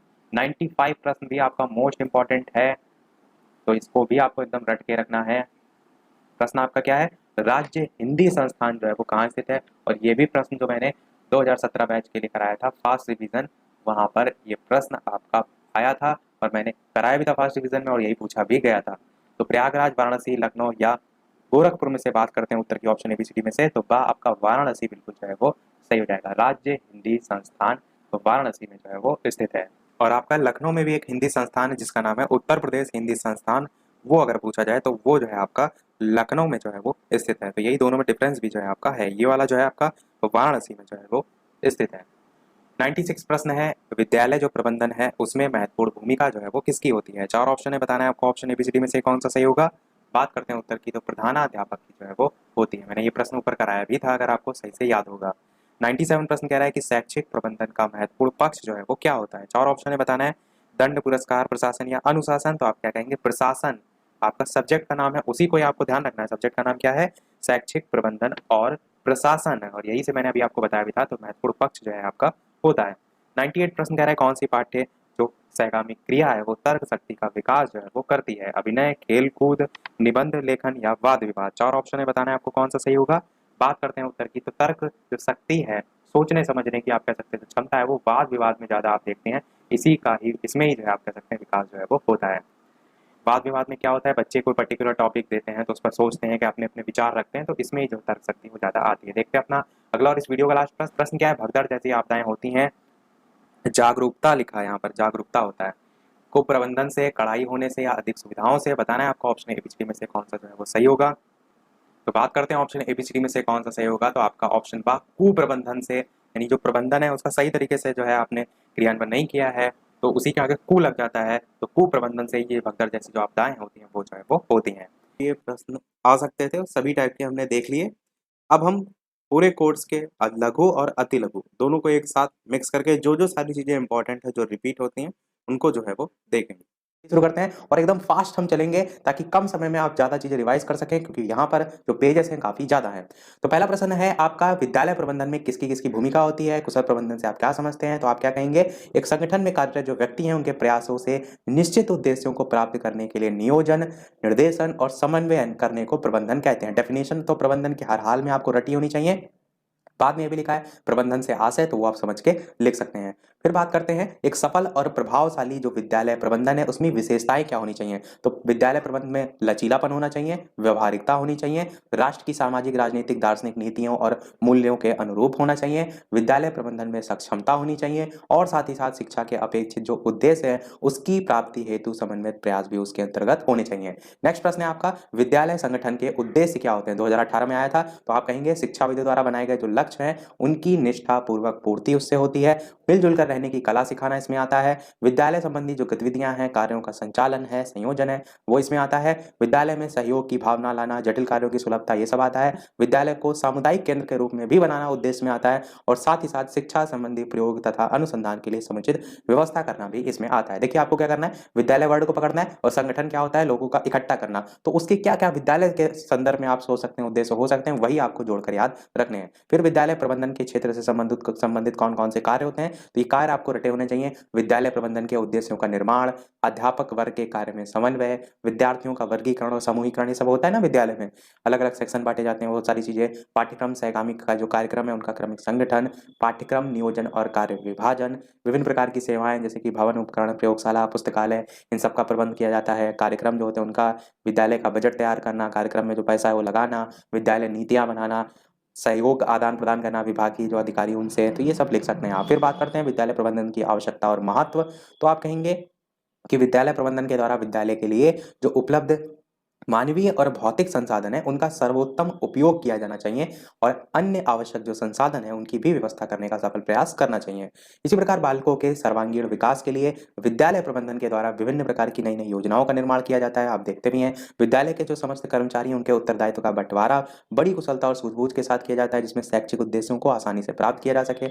इसी प्रकार विद्यालय प्रबंधन का महत्व ये भी होता है कि विद्यालय का सफल संचालन करना हो। इसी प्रकार सर्वांगीण विकास आप कह सकते हैं। इसी प्रकार अधिगम प्रक्रिया को प्रभावी बनाना आप कह सकते हैं। तो ये जो की पॉइंट होते हैं ना पूरे सेंटेंस में, पूरा नहीं आपको रटना है, केवल की पॉइंट पर ध्यान देना है, ये चीजें हो जाएंगी। फिर अगला है प्रश्न आपका, संस्थागत नियोजन और प्रबंधन से क्या समझते हैं, इसकी आवश्यकता और महत्व, या नियोजन और प्रबंधन एक दूसरे के पूरक हैं। तो आप सबसे पहले संस्थागत की जो है डेफिनेशन के तौर पर लिखेंगे संस्थागत में कि संगठन या संस्था से संबंधित या संस्था के बारे में लिखा है ना। संस्थागत नियोजन और प्रबंधन तीन शब्दों से मिलकर बना है, तो संस्थागत में ये हो जाएगा।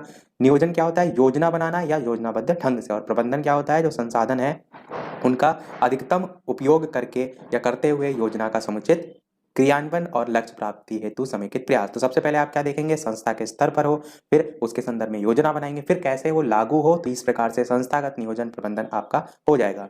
फिर नीचे आप परिभाषा भी लिख सकते हैं नियोजन और प्रबंधन की, यहाँ पर कुछ डेफिनेशन लिखी हुई है। इसमें जो सबसे इजी लग रही है वो एक लाइन की जेम्स लुंडे इनकी है कि प्रबंधन मुख्य रूप से किन्हीं विशिष्ट उद्देश्यों के लिए जो प्रयास हैं उनको नियोजित, संगठित, समन्वयित, अभिप्रेरित और नियंत्रित करने की एक कला है। तो जो भी आपको अगर याद है तो अच्छी बात है, नहीं याद है तो एक याद रख सकते हैं। मैंने पहले भी आपको फर्स्ट डिवीजन में कहा था कि सभी टॉपिक की एक डेफिनेशन आपको अवश्य याद होनी चाहिए। संस्थागत नियोजन और प्रबंधन की आवश्यकता और महत्व आप लिख सकते हैं अलग अलग क्षेत्रों में, जैसे कि संस्था विद्यालय के सदस्यों में उत्तरदायित्व की भावना का विकास करता है, वातावरण की स्थापना में सहायता मिलती है, शैक्षिक लक्ष्यों की प्राप्ति संभव होती है, संस्था के जो कार्य है उसमें सुधार और गुणवत्ता में वृद्धि होती है, समय धन और श्रम की बचत होती है।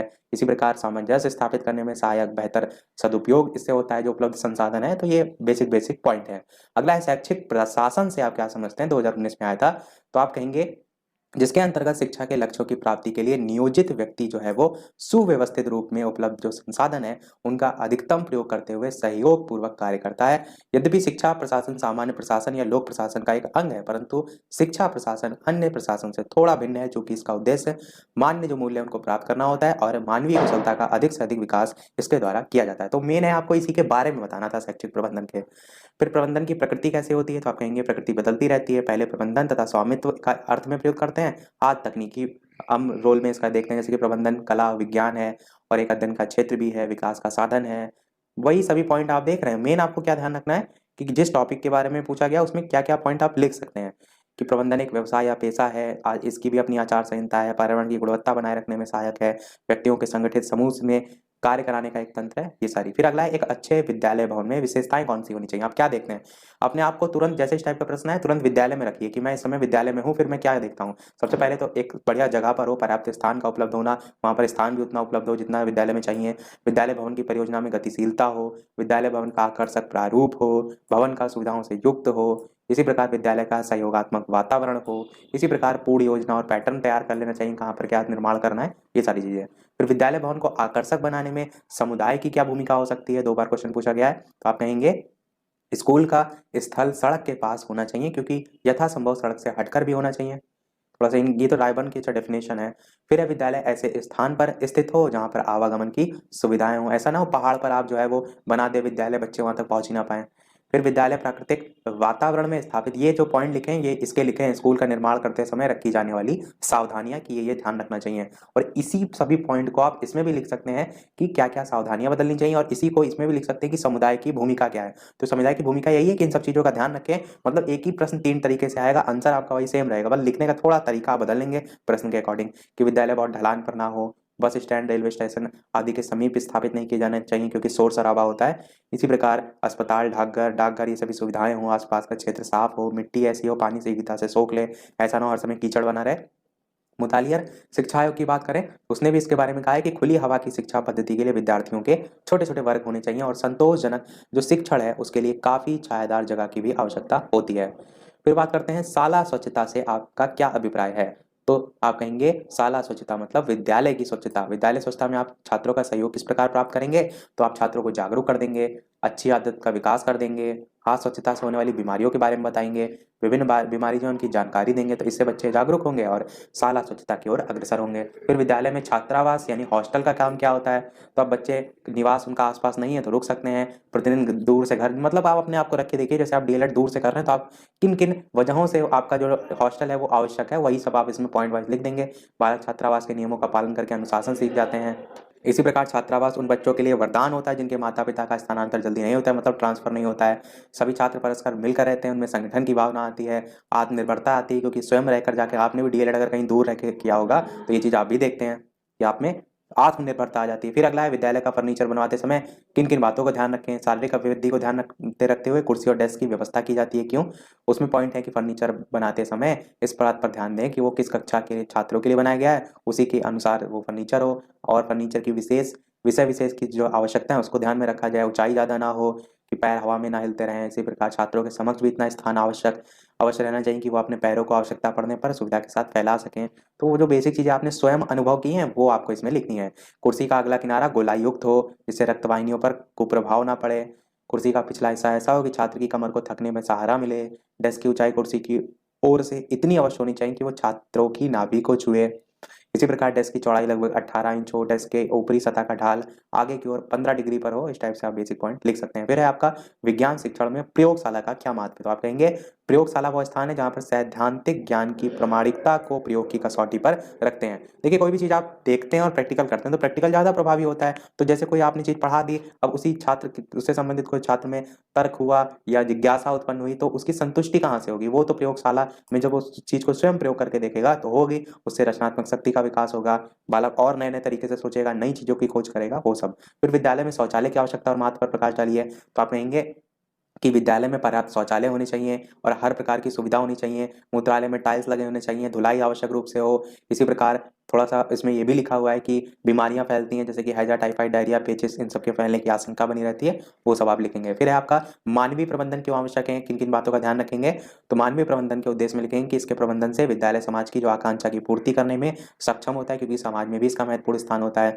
इसके प्रबंधन से प्रत्येक व्यक्ति को उसकी रुचि के अनुसार कार्य मिलता है जिससे कि वो पूर्ण मनोयोग से कार्य करता है। मतलब मानवीय जो संसाधन उनके प्रबंध में यही सब आप उद्देश्य बताते ही हैं कि मानवीय संसाधन का उद्देश्य होता है विद्यालय से संबंध मानवीय समुदाय का अधिकतम सहयोग प्राप्त करना जिससे कि विद्यालय का चौमुखी विकास संभव हो सके। इसी प्रकार आगे भी पॉइंट होती है, सब अपने आप से स्वयं आप बनाकर लिख सकते हैं। अगला है विद्यालय के मुख्य मानवीय संसाधन कौन कौन से हैं। तो विद्यालय से संबंध रखने वाले जो मुख्य मानवीय संसाधन है वो आपका है शिक्षक, बालक और समुदाय। जितनी चीजें रटने वाली हैं ये आपको अवश्य रटी होनी चाहिए, क्योंकि यह स्वयं से आप नहीं लिख सकते। फिर बात करते हैं मानवीय संसाधन में शिक्षक की क्या भूमिका होती है। तो आप क्या कहेंगे कि जिसमें शिक्षक या विद्यालय संगठन व संरचना जिसमें शिक्षक, छात्र, प्रधानाध्यापक, कर्मचारी सभी अपनी महत्वपूर्ण भूमिका रखते हैं और इन सभी के प्रयासों से ही तो विद्यालय की गतिविधियां संचालित होती हैं। तो मानवीय संसाधन में शिक्षक की इसी प्रकार भी आप भूमिका निभाएंगे कि जहां जितना योगदान छात्र का है उतना ही प्रधानाचार्य का है, उतना ही शिक्षक का है। तो योजना बनाने में जितना ध्यान देंगे उतनी सफल होगी। बेसिक चीजें हैं। फिर अध्यापक के क्या उत्तरदायित्व होते हैं। तो छात्रों को सबसे पहले तो पढ़ाता है, उनके चरित्र का विकास करता है, सुचारू रूप से व्यवस्था करता है। अब मेरे ऊपर मैं अगर रख के देखूं तो मैं आपके लिए अलग अलग टाइमिंग सेट करता हूं, आपका चरित्र अच्छा रहे, विद्यार्थी के अंदर उचित जो मूल्य हैं वो विकसित हो, मेरा जो उद्देश्य होगा, मतलब आप अपने आप को शिक्षक रख के देखेंगे तो छात्र में आप क्या क्या गुण उठाना चाहेंगे, उसको इंक्रीज करना चाहेंगे, वही सब आप यहाँ लिख देंगे कि पाठ्यक्रम सहगामी क्रियाओं का संचालन करेंगे, छात्र की समस्याओं का समाधान करेंगे, कुशल नागरिक उसको बनाएंगे, छात्रों में सामाजिक कुशलता उत्पन्न करेंगे, नेतृत्व का प्रशिक्षण देंगे, व्यवसायिक रुचि उत्पन्न करेंगे, ये सारी चीजें। फिर विद्यालय प्रबंधन में बच्चों की क्या भूमिका होती है। तो बच्चों की भी तो भूमिका होती है, कक्षा में शिक्षक की मदद करते हैं, और भी बहुत से कार्य होते हैं, जरूरी नहीं है पढ़ाई में ही आप मदद से बच्चे करेंगे। जैसे कि ब्लैक बोर्ड वगैरह होते हैं उसमें रफ कर लिखा होता है तो रफ कर देते हैं ताकि जो टीचर उसकी हेल्प हो जाए, उसको आना है तो डायरेक्ट पढ़ाना हो। इस प्रकार की और भी हेल्प है। विद्यालय वातावरण में सुधार लाना, विशेष शैक्षिक आवश्यकता वाले बच्चों की सहायता करना, बच्चे भी तो बच्चों की सहायता करते हैं, ऐसा भी तो आपने देखा है। इसी प्रकार लिखा है कि निम्नलिखित तरीके से बच्चे कक्षा में शिक्षक को सहयोग प्रदान कर कक्षा में व्यवस्था अपने अपना सहयोग दे सकते हैं। क्योंकि बच्चे क्या करते हैं, एक दूसरे की हेल्प करते हैं। जैसे आपसे कोई प्रश्न पूछना है किसी बच्चे को, पर दूसरे बच्चे ने हेल्प कर दी तो कहीं ना कहीं वो आपकी भी तो हेल्प हुई, टीचर की भी तो हेल्प हुई, टीचर को नहीं बताना पड़ा। इसी प्रकार कक्षा जो है उसकी बैठक व्यवस्था, उसकी साफ सफाई, साज सज्जा में शिक्षक बच्चों का सक्रिय योगदान ले सकते हैं। बड़े बच्चे स्वयं ही सीखने सिखाने की गतिविधियों का संचालन कर सकते हैं, छोटे बच्चों का पर्यवेक्षण कर सकते हैं, बेसिक चीजें। फिर आपका विद्यालय प्रबंधन समिति की संरचना को स्पष्ट करते हुए इसके कार्य। तो आप क्या कहेंगे, धारा 21 के अंतर्गत विद्यालय प्रबंधन समिति का गठन किया गया है और किस अधिनियम में, निःशुल्क और अनिवार्य शिक्षा बाल अधिकार अधिनियम 2009 में। इसमें 15 सदस्य होते हैं जिनमें से 11 सदस्य बालकों के माता पिता अथवा संरक्षक होते हैं, मोस्ट इंपॉर्टेंट पॉइंट। परंतु समिति के 50% सदस्य महिलाएं होती हैं। फिर बात करते हैं विद्यालय प्रबंधन समिति के अवशेष जो 4 सदस्य होते हैं उनमें कौन व्यक्ति होते हैं। तो स्थानीय प्राधिकारी के निर्वाचित सदस्यों में एक सदस्य जिसका निश्चय स्थानीय प्राधिकारी द्वारा किया जाएगा। फिर एक सदस्य सहायक नर्स अथवा मिडवाइफ में से लिया जाएगा जो कि विद्यालय के अध्यापकों द्वारा किया जाएगा। तीसरा आपका जिला मजिस्ट्रेट द्वारा निर्दिष्ट एक लेखपाल होगा और चौथा आपका एक सदस्य विद्यालय का प्रधानाध्यापक होगा। तो ये प्रश्न इंपॉर्टेंट है, ध्यान रखिएगा, बिल्कुल पूछा जा सकता है दोबारा। अगला है विद्यालय प्रबंधन समिति के कार्य क्या होते हैं। तो कार्यप्रणाली का अनुश्रवण करना, विकास योजना निर्माण करना, राज्य सरकार अथवा स्थानीय प्राधिकारी द्वारा अन्य स्रोतों से प्राप्त जो अनुदान है उसका सदुपयोग करना, आसपास के जो सभी बालक हैं उनका नामांकन, उनकी निरंतर उपस्थिति सुनिश्चित करना। इसी प्रकार के पॉइंट है। मध्याह्न भोजन योजना के कार्यान्वयन का अनुश्रवण करना, उसकी समृद्धि सुनिश्चित करना। तो ये सब आप पॉइंट इसमें लिख सकते हैं। फिर आपका मातृ शिक्षक संघ के उद्देश्य। तो आप क्या कहेंगे, माता बालक की वर्तन गुरु होती है, इसके माध्यम से बालक बालिकाओं का प्रारंभिक संस्कार प्रदान किए जाते हैं। तो इसके उद्देश्य क्या हो सकते हैं, मातृ शिक्षक संघ के द्वारा माताओं में शिक्षा के प्रति जागरूकता उत्पन्न करना, जिससे छात्र के मार्ग में आने वाली जो कठिनाइयां हैं उसको दूर कर सकें। इसी प्रकार महिलाओं को उनकी शक्ति, अधिकार और कर्तव्यों का ज्ञान कराना, जिससे कि वे अधिकारों का प्रयोग और दायित्व का पालन कर सकें। इसी प्रकार बालकों के समान बालिकाओं को भी शिक्षा ग्रहण की विशेषताओं का प्रचार प्रसार करना, क्योंकि संघ की जो सदस्य महिलाएं उनके द्वारा अन्य महिलाओं को भी तो बालिका शिक्षा के बारे में बताया जाता है। तो बेसिक चीजें हैं महिलाओं के संदर्भ में, वो आप इसमें लिख सकते हैं। जैसे महिलाओं को यह अधिकार होना चाहिए कि पुरुषों के समान संघ बनाने और विद्यालय संबंधित संघ में भाग ले सकें।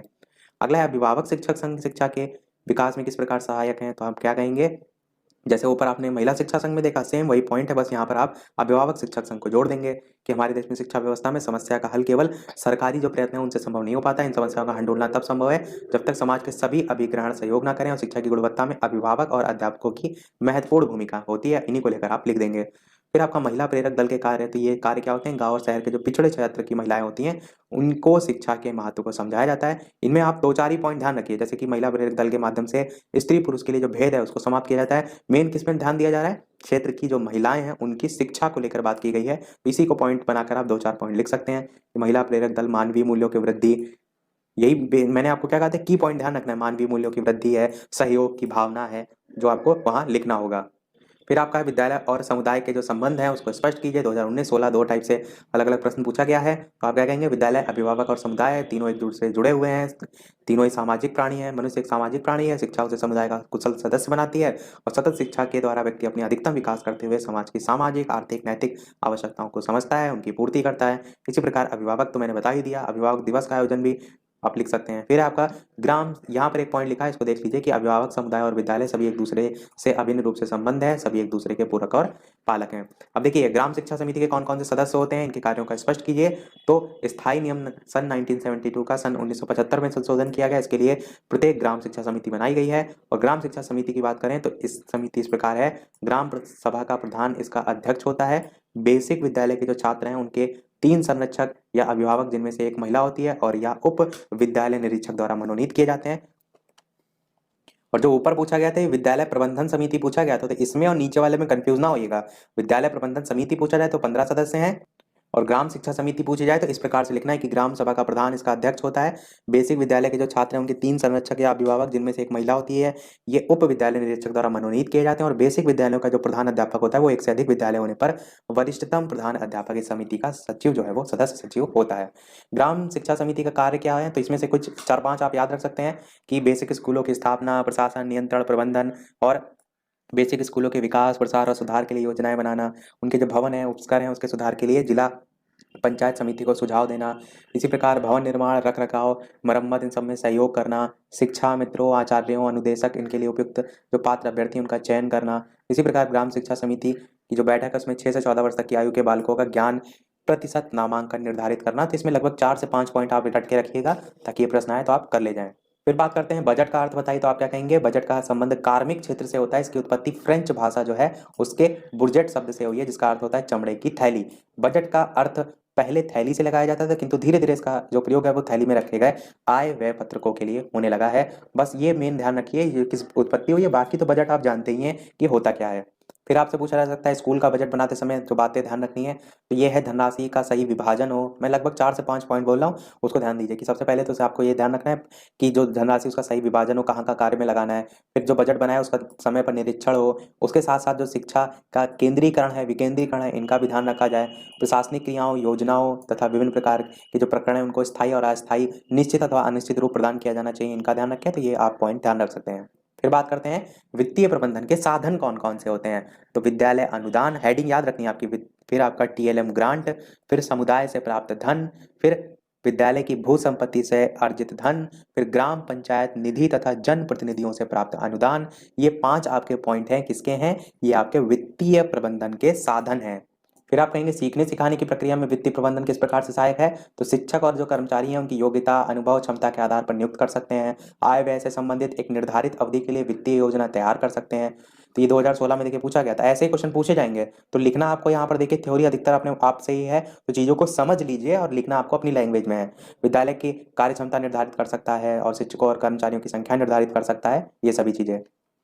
फिर अगला पॉइंट है या प्रश्न है कक्षा कक्ष प्रबंधन के उद्देश्य। तो केवल इतना समझिए, शिक्षक के लिए कक्षा कक्ष प्रबंधन की जो प्रक्रिया उसका ज्ञान सबसे ज्यादा आवश्यक होता है, क्योंकि कक्षा कक्ष प्रबंधन के अंतर्गत शिक्षक और जो शिक्षार्थी है उसकी अहम भूमिका होती है, कैसे वो सारी चीजें मैनेज करे और इससे क्या उद्देश्य होते हैं। वातावरण का निर्माण होगा, सरल और प्रभावशाली शिक्षण होगा, चौमुखी विकास होगा, सर्वांगीण विकास होगा, वही सारी चीजें। फिर आपका है अगला प्रश्न शिक्षण अधिगम सामग्री। तो पहले नॉर्मल पढ़ाया जाता था, अब विभिन्न प्रकार की शिक्षण अधिगम सामग्री यूज की जाती है। क्यों?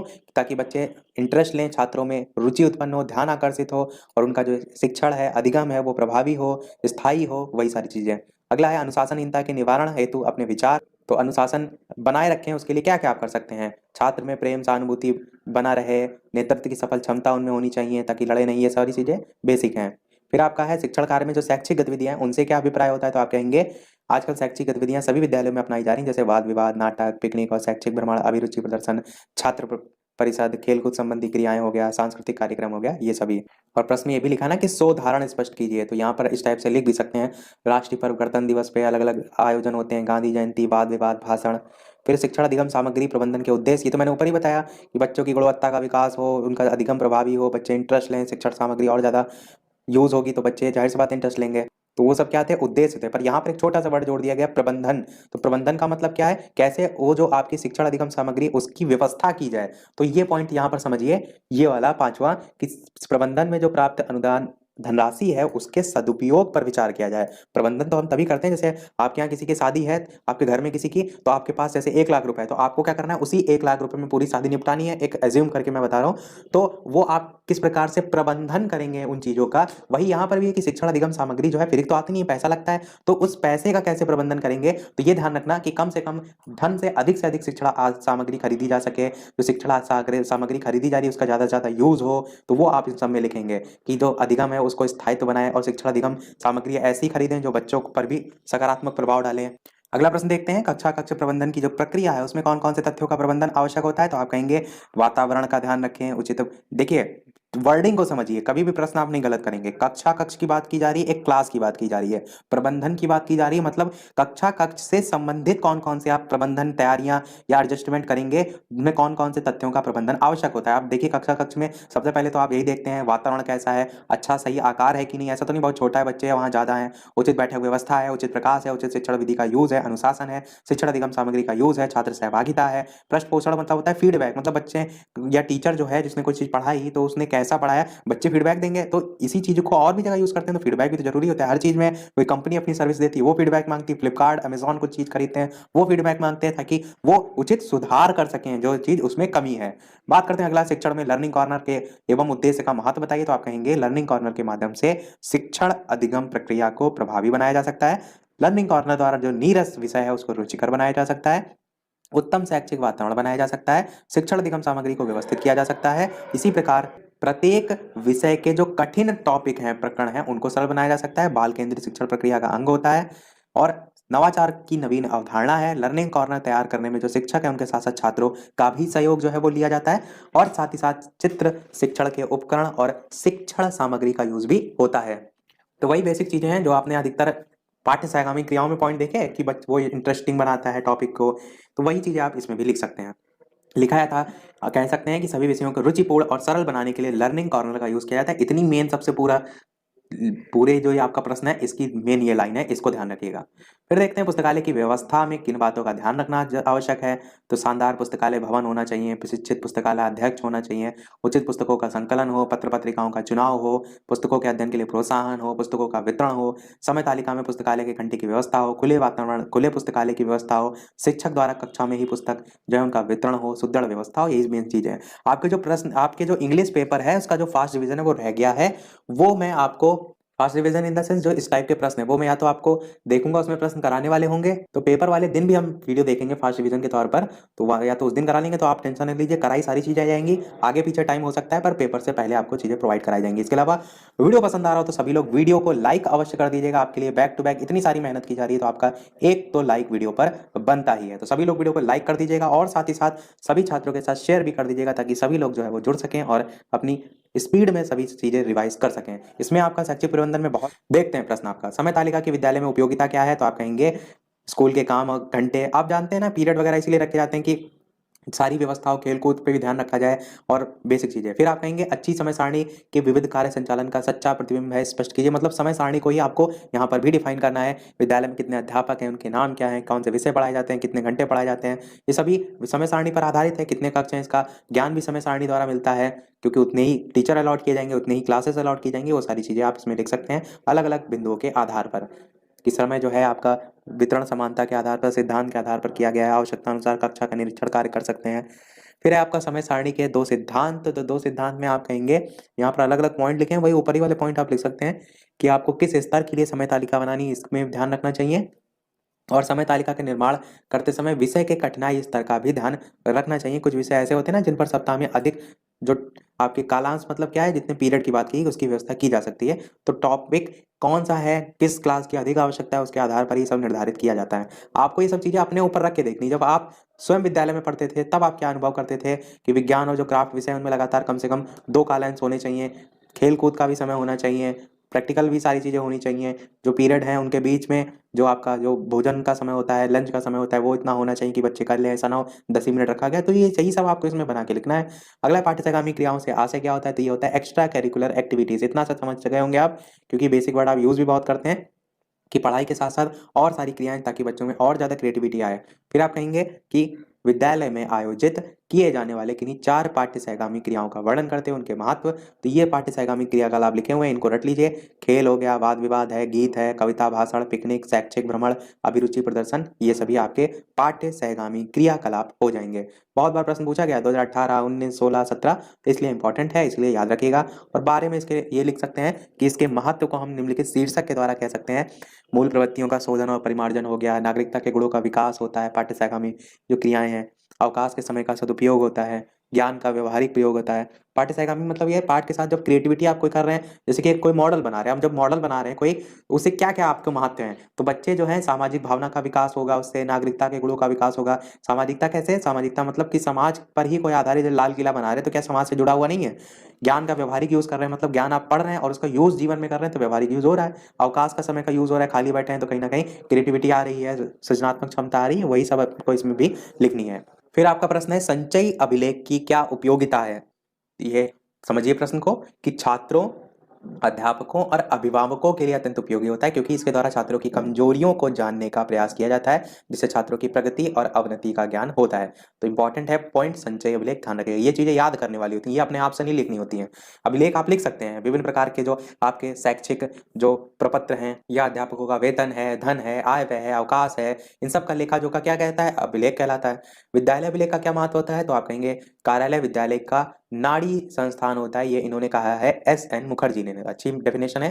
फिर आप कहेंगे विद्यालय प्राचार्य का दायित्व होता है कि विद्यालय अभिलेख जो उनको उचित ढंग से सुरक्षित रखे, इस संदर्भ में उसे विद्यालय प्रशासन में एक संरक्षक की भूमिका का निर्वाह करना होगा। और प्रधानाचार्य इस दायित्व के लिए अपने सहायक जो है उनको दोषी नहीं ठहरा सकता, क्योंकि वह मुख्य रूप से उसका दायित्व होता है। प्रधानाचार्य का होता है, अगर कोई चीज गड़बड़ होती है तो वो किसी और को तो नहीं कहेगा, वो उसकी जिम्मेदारी है। फिर आप कहेंगे विद्यालय अभिलेखों का रखरखाव कैसा होना चाहिए, तो विद्यालय अभिलेख सत्य होने चाहिए, उन्हें स्वनिर्मित काल्पनिक आधार पर सुरक्षित नहीं किया जाना चाहिए। अभिलेख व्यवस्था साफ सुथरी होनी चाहिए, काट छाट की गई है वहां पर या तो संबंधित सहायक के हस्ताक्षर हो या फिर मुख्याध्यापक के हो। इसी प्रकार अभिलेख सदैव ही पूर्ण होने चाहिए, विशिष्ट अध्यापकों की देखरेख में होनी चाहिए, एक फाइल सुनिश्चित होनी चाहिए प्रत्येक अभिलेख के लिए, और फाइल और रजिस्टर की जो पर्याप्त संख्या उसमें सदैव ही उपलब्ध रहना चाहिए। सभी फाइल और रजिस्टर जो है उसकी एक सूची कार्यालय निरीक्षक के द्वारा बनाई जानी चाहिए। प्रत्येक फाइल और रजिस्टर पर क्रमांक लिखना चाहिए ताकि कोई चीज ढूंढना हो मिल जाए। प्रतिवर्ष नए रजिस्टर बनाने चाहिए ताकि ईयर वाइज कोई चीज ढूंढना हो मिल जाए। पूर्व रजिस्टर पर पृष्ठ संख्या अवश्य लिखनी चाहिए ताकि कोई पेज गुम हो जाए तो आपको मिल जाए। तो यही बेसिक चीजें हैं। फिर अभिलेखों का प्रबंधन कैसा होना चाहिए, तो यही जो अभिलेख आपने देखे इनमें क्या देखरेख करनी चाहिए वो आप लिखेंगे कि क्या क्या ध्यान रखना चाहिए। तो पहला ध्यान यही रखना चाहिए कि सूचनाएं स्पष्ट और भ्रमपूर्ण ना हो, भाषा शैली स्पष्ट हो, क्रमबद्धता का ध्यान रखें, प्रबंधन का उद्देश्य प्रगतिशील होना चाहिए, निरीक्षण समय समय पर हो, नवीन सूचनाएं उसमें शामिल की जाए, सुरक्षित रखने के लिए विद्यालय में लोहे की अलमारी हो, रैक हो, कीटनाशक दवाओं का यूज किया जाए। यही सब पॉइंट आप लिख लेंगे। फिर है किन्हीं 4 प्राकृतिक आपदाओं के नाम, तो आप कहेंगे आकस्मिक आपदा, अनाकस्मिक आपदा। आकस्मिक मतलब जैसे आपकी भूकंप, सुनामी वगैरह। अनाकस्मिक मतलब जो मानव के कुप्रबंधन और अव्यवस्थाओं के कारण होती है, जैसे अकाल हो गया, प्रदूषण हो गया, जो प्राकृतिक ना हो। फिर महामारी और जैविक आपदा क्या होती है? कोई बीमारी फैल जाती है, जैसे इस समय कोरोना है, सबसे बढ़िया उदाहरण है आपका। प्लेग हो गया, हैजा हो गया, एड्स हो गया। सामाजिक आपदाएं जो समाज से संबंधित हैं, जैसे आतंकवाद, नाभिकीय दुर्घटना। ये आपके जो एग्जाम्पल हैं इनको दिमाग में रखिए। हेडिंग एग्जाम्पल, 2 चीजें अंदर का आप लिख लेंगे। भूस्खलन क्या होता है? तो भूजल चट्टानों में वजन बढ़ा देते हैं, जिससे क्या होता है वो नीचे की ओर जो है वो खिसक जाती हैं, इसी को हम भूस्खलन कहते हैं। तो सबसे पहले आपको डेफिनेशन पता होना चाहिए। और जो भूस्खलन होते हैं वो भी कई प्रकार के होते हैं। जब ये थोड़ी दूर तक ही खिसकते हैं तो इनको स्लम कहते हैं, यदि दूरी तक अधिक होती है तो इनको शैल स्खलन कहते हैं, और यदि बहुत ऊंचाई से मलबा अथवा शैल टुकड़े गिरते हैं तो इनको हम रॉक फॉल यानी कि शैल खिसकना कहते हैं। अब प्रभाव वगैरह लिखे हैं वो आप समझ सकते हैं, लिख सकते हैं। भूकंप के कारण क्या होते हैं? ज्वालामुखी विस्फोट से आता है, पृथ्वी का सिकुड़ना हो गया, ये बलन आपका नहीं होता है, वलन होता है, वाह वलन, ये बलन गलत लिखा हुआ है। तो वलन अथवा भ्रंश का संबंध क्रमशः संपीड़न अथवा तनाव से होता है, जिससे चट्टानों में हलचल होती है, भूकंप आते हैं। इसी प्रकार भूसल्टन हो जाएगा। इसी प्रकार कृत्रिम भूकंप हो जाएगा। कृत्रिम भूकंप क्या होता है? जैसे आपकी कोई वो आपकी सुरंग वगैरह जैसे खोदी जाती है, वो एक रीजन में आते हैं। रेलों के चलने से, कारखानों में भारी मशीनों के चलने से पृथ्वी में कंपन होता है, और अन्य कारण हो जाएंगे। फिर आप कहेंगे चक्रवाती तूफान के प्रकार बताइए, होता क्या है? तो चक्रवाती तूफान वही होता है भंवर की भांति अस्थिर और परिवर्तनशील हवाओं के वायुमंडलीय भंवर, जिनके केंद्र पे निम्न वायुदाब और केंद्र के बाहर जो है वो उच्च वायुदाब होता है, चक्रवात कहलाता है। टाइप आपको याद रखने हैं, उष्णकटिबंधीय चक्रवात, शीतोष्णकटिबंधीय चक्रवात। यहाँ पर अंदर में भी आप चाहें तो पढ़ सकते हैं, मैं केवल इसलिए हेडिंग बता रहा हूँ रिवाइज के तौर पर। शीतोष्ण चक्रवात जो है इनको भी 3 भागों में बांटा गया है, तापीय चक्रवात, गतिक चक्रवात और प्रवासी चक्रवात। इनकी विशेषताएं क्या होती हैं? तो ये लंबे चौड़े क्षेत्र में फैले होते हैं, इनका विस्तार इतना अधिक होता है, काफी बड़ा क्षेत्र घेर लेते हैं। चक्रवात प्रचलित जो पवन है उनकी दिशा में आगे बढ़ते हैं। पछुआ पवनों के प्रदेश में ये पूर्व की ओर चलते हैं, परंतु सदैव ही पूर्व की ओर नहीं चलते हैं। विशेष अवसर पर ये अपना मार्ग बदल लेते हैं। फिर बात करते हैं आपदा प्रबंधन की। आपदा प्रबंधन से क्या तात्पर्य है? तो आप कहेंगे आपदा प्रबंधन में निवारक और संरक्षी उपाय, तैयारी तथा मानवों पर आपदा के प्रभाव को कम करने के लिए राहत कार्यों की व्यवस्था और आपदा प्रवण क्षेत्रों के सामाजिक आर्थिक क्षेत्र सम्मिलित किए जाते हैं, आपदा प्रबंधन हो जाएगा। राज्य स्तर पर आपदा प्रबंधन की बात करें तो राज्य स्तर पर, जनपद स्तर पर, खंड स्तर पर और ग्राम स्तर पर ऐसे अलग अलग होता है, जिसमें ध्यान भी रखकर यानी याद भी कर सकते हैं कि जनपद स्तर पर जिलाधीश कार्यालय, राज्य स्तर पर बचाव राहत, खंड स्तर पर क्षेत्र समिति कार्यालय और ग्राम स्तर पर गांव की आपदा प्रबंधन समिति। बाकी आपदा राहत कार्य आप लिख सकते हैं। ये आपका इंपॉर्टेंट क्वेश्चन है, इसको आपको रटना है। क्यों रटना है? क्योंकि आपसे यहाँ पर प्रशासन भी पूछा जाए तब भी लिख सकते हैं, प्रबंधन पूछा जाए तब भी आप लिख सकते हैं, संगठन पूछा जाए तब भी लिख सकते हैं। तो तीनों में अंतर दे रखा है, मोस्ट इंपॉर्टेंट। तो अंतर को ध्यान से सुनिएगा और याद भी कीजिएगा। प्रशासन का कार्य मुख्य रूप से पूर्व नियोजित होता है। प्रबंधन का कार्य स्टाफ के निर्देशन, समन्वय और अभिप्रेरणा से संबंधित होता है। संगठन संस्था के समस्त स्टाफ के मध्य जो संबंध है उनको अभिव्यक्त करता है। फिर प्रशासन बाहरी घटकों से प्रभावित होता है, प्रबंधन कर्मचारियों से संबंधित और प्रभावित होता है और संगठन कर्मचारियों, विभागों के कार्यों, परस्पर संबंधों और संयोजन से प्रभावित होता है। फिर कहेंगे प्रशासन संबंध को निर्देशित और संगठन के आकार को निर्धारित करता है। प्रबंधन जो है संगठन को दृढ़, सजीव और गतिशील बनाता है और संगठन एक निर्जीव ढांचा होता है। प्रशासन संस्था का मस्तिष्क होता है, ये जो है वो हृदय होता है और ये जो है वो शरीर होता है। मस्तिष्क, हृदय, शरीर। प्रशासन निर्धारणात्मक भूमिका का निर्वहन करता है, ये क्रियात्मक भूमिका का निर्वहन करता है और ये प्रशासन और प्रबंधन में समन्वय स्थापित करता है। प्रशासन से संबंधित समस्त कार्य उच्च स्तरीय जो प्रबंधक हैं वो करते हैं। इसमें जो प्रबंधन का कार्य है वो मध्य और निम्न स्तरीय प्रबंधकों द्वारा होता है और इसमें जो है प्रशासन और प्रबंधन के परस्पर सहयोग और समन्वय पर निर्भर करता है। सातवां और आठवां लास्ट पॉइंट है। सातवां पॉइंट आपका है प्रशासन संस्था की समस्त नीतियों और उद्देश्यों का निर्धारण करता है, ये जो है वो क्रियान्वयन करता है और ये जो है एक आधार का निर्माण करता है। प्रशासन व्यवसाय को पूंजी और स्वामित्व प्रदान करता है, ये नियुक्त जो वेतन भोगी वर्ण है उसमें होता है और इसके द्वारा निर्धारित प्रबंध का उपकरण होता है। तो ये पूरे आपके अंतर 8 दे रखे हैं, लगभग 5 याद जरूर कर लीजिएगा ताकि आपसे यहाँ से इन दोनों में अंतर पूछा जाए, इन दोनों में पूछा जाए या तीनों में पूछा जाए, तीनों में संबंध पूछा जाए, कुछ भी पूछा जाए तो आप इन बिंदुओं को लिख ले जाएं। अगला देखते हैं, विद्यालय प्रधानाचार्य के व्यक्तित्व का प्रतिबिंब है, इस कथन की पुष्टि कीजिए। ये बेसिक चीज लिख सकते हैं आप। पूरा विद्यालय प्रबंधन प्रधानाध्यापक पर ही टिका होता है, मैंने आपको पहले भी बताया था। और इसी प्रकार शिक्षक की भूमिका पूछी जाए तो वो भी आप लिख सकते हैं। मनुष्य का सर्वांगीण विकास होता है, छात्र पर पूरा उसका जो उसका शैक्षिक कार्यक्रम होता है छात्र का, उसकी पूरी सफलता अध्यापक के व्यवहार, दक्षता, इन्हीं पर तो सब पर डिपेंड करती है। तो वो सब चीजें आप लिख सकते हैं। अगला है बालक के विकास में अभिभावक शिक्षक संघ, ये मैंने ऊपर बताया था आपको। अगला मीना मंच के उद्देश्य, ये रट लीजिए। तो मीना मंच का उद्देश्य होता है बालिका शिक्षा जो है इसके सर्वांगीण विकास से संबंधित। पहला उद्देश्य है कि बालिकाओं को अपने विचार व्यक्त करने के लिए एक मंच की आवश्यकता होती है और मीना मंच के द्वारा बालिकाएं अपने विचार और सीमाएं व्यक्त कर सकती हैं। मीना मंच का उद्देश्य बालिकाओं में नेतृत्व करने की क्षमता तथा एक दूसरे का सहयोग करने की भावना का विकास होता है। फिर बालिकाओं में प्रेम तथा सहयोग की भावना विकसित होती है। फिर बालिकाओं को शिक्षा के लिए प्रेरित करता है। फिर तर्कपूर्ण चिंतन तथा लेखन के लिए विषय प्रदान किए जाते हैं जिससे छात्राओं को विचार व्यक्त करने का अवसर प्राप्त हो और उनमें चिंतन की आदत का भी विकास होता है। इसी प्रकार बालिकाएं तथा महिलाओं को उनके अधिकारों का ज्ञान कराया जाता है और उन्हें सक्षम बनाने के लिए भी अनेक प्रयास किए जाते हैं। इससे संबंधित अनेक प्रकार के कार्यक्रमों का भी आयोजन किया जाता है। मीना मंच के द्वारा ही बालिकाओं को विवाह की आयु का भी ज्ञान कराया जाता है, इसलिए वे नाबालिग विवाह रोकने के लिए भी प्रेरित होंगे। तो पूरा आप कहीं देखेंगे तो बालिका शिक्षा से संबंधित है, पॉइंट लिख सकते हैं। फिर आपका है निरीक्षण और पर्यवेक्षण में अंतर, मोस्ट इंपॉर्टेंट। निरीक्षण और पर्यवेक्षण में अंतर को रटिए, समझिए। निरीक्षण का तात्पर्य परीक्षा लेना और परीक्षा का तात्पर्य है सरलता पूर्वक और आलोचनात्मक दृष्टि से जांच करना। तो सिंपल सी भाषा में आप क्या कहेंगे, किसी व्यक्ति की जांच करना क्या है आपका निरीक्षण है। पर्यवेक्षण क्या होता है, इसका अर्थ होता है उच्च दृष्टि यानी कि सुपरविजन, जो कि विद्यालय विकास को गति प्रदान कर सके। पर्यवेक्षक का काम स्कूलों का मार्गदर्शन करना होता है और साथ ही समस्याओं का समाधान करना होता है जिनके पर्यवेक्षक की जिम्मेदारी उन पर होती है। तो ये लास्ट वाला पॉइंट दोनों जो है इसमें ध्यान रखिएगा कि स्कूलों का मार्गदर्शन करना और किसी व्यक्ति की जांच करना आपका निरीक्षण। तो 2 साल देखिए पूछा गया लगातार। फिर बात करते हैं विद्यालय पर्यवेक्षण। तो डेफिनेशन तो हमने देख ली, पॉइंट आप याद रख सकते हैं इसके उद्देश्य। यही सब आपके उद्देश्य हो जाएंगे कि छात्र कर्मचारियों की समस्याओं से परिचित होना, प्रशासनिक ढांचे जो है उससे उत्पन्न दोष का उन्मूलन करना, सेवारत जो पिछले कार्यक्रम है उनको नियमित रूप से आयोजित करना, यही सब पॉइंट हैं। फिर आपसे अगर पूछा जाए कि विद्यालय में पर्यवेक्षण की आवश्यकता क्या होती है, तो जैसे अध्यापक की आवश्यकता थी वही पर्यवेक्षक की भी आवश्यकता होती है और वही आप पॉइंट वाइज लिख सकते हैं कि पर्यवेक्षण के द्वारा ही विभिन्न स्थलों में स्थित जो विद्यालय है उसमें संपर्क स्थापित किया जाता है। इसी के द्वारा मुख्य अध्यापक को अपने ज्ञान का नवीनीकरण करने में मदद मिलती है, कार्य कुशलता बढ़ाने में मदद मिलती है, वो सब पॉइंट। फिर आपका है ब्लॉक संसाधन केंद्र के समन्वय की भूमिका क्या होती है, तो विद्यालय का पर्यवेक्षण निरीक्षण करके विद्यालय के जो संसाधन है उसकी उपयोगिता को ज्ञात करता है, विद्यालय भवन संबंधी समस्याओं को ज्ञात करके उनके समाधान के लिए धन उपलब्ध कराता है, उनका लेखा जोखा रखता है, वो सारी चीजें। फिर आपका है बेसिक शिक्षा अधिकारी की भूमिका बताइए विद्यालय प्रबंधन में, तो आप कहेंगे इसकी नियुक्ति ब्लॉक स्तर पर की जाती है। ब्लॉक के संसाधन की प्रबंधन व्यवस्था में सहायक बेसिक शिक्षा अधिकारी की महत्वपूर्ण भूमिका होती है, और पॉइंट तो आप लिख सकते हैं। फिर आपका most important point, most important question वो है प्राथमिक शिक्षा के संबंधित अभिकरण कौन कौन से हैं, तो ये नाम ध्यान रखिए। एनसीईआरटी फुल फॉर्म भी आपको याद रखनी है, national council for educational research and training. फिर दूसरा आपका एनसीटीई, हिंदी और इंग्लिश दोनों में नाम ध्यान रखिएगा। तीसरा है राष्ट्रीय शैक्षिक प्रबंधन और प्रशासन संस्था, जिसे हम न्यूपा कहेंगे। फिर है इंदिरा गांधी राष्ट्रीय मुक्त विश्वविद्यालय इग्नू, और पांचवा है आपका राष्ट्रीय मुक्त विद्यालय शिक्षा एनआईओएस। तो आपसे क्या पूछा जाएगा, प्राथमिक शिक्षा के संबंधित अभिकरण, तो ये ध्यान रखिएगा पांचों नाम।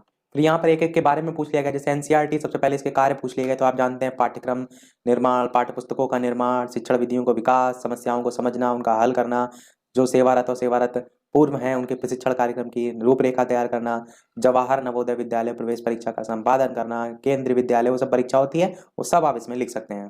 फिर आपका है क्षेत्रीय शिक्षा संस्थान, तो इतना सा ध्यान रखिए कि क्षेत्रीय शिक्षा संस्थान जो है वर्तमान में इनकी संख्या 5 है, अजमेर, भोपाल, भुवनेश्वर, मैसूर और शिलोंग में।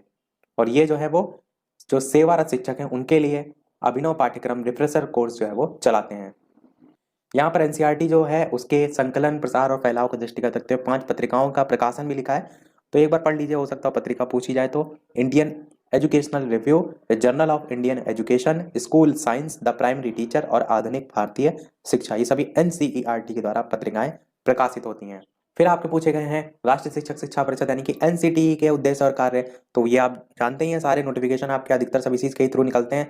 सभी प्रकार की शिक्षक शिक्षा संस्थाओं के लिए पाठ्यक्रम निर्धारण करना और मानदंड संस्थाओं के लिए निर्धारण करना, न्यूनतम शैक्षिक योग्यता निर्धारित करना, सब एनसीटीई के वर्क हैं। सभी स्तर के जो सेवारत शिक्षक हैं उनके लिए कार्यक्रम का निर्माण करना, नई जो शिक्षक शिक्षा संस्था है उसको मान्यता देने से पहले उसका निरीक्षण करना, उनका मानदंड देखना, यही सारी बातें।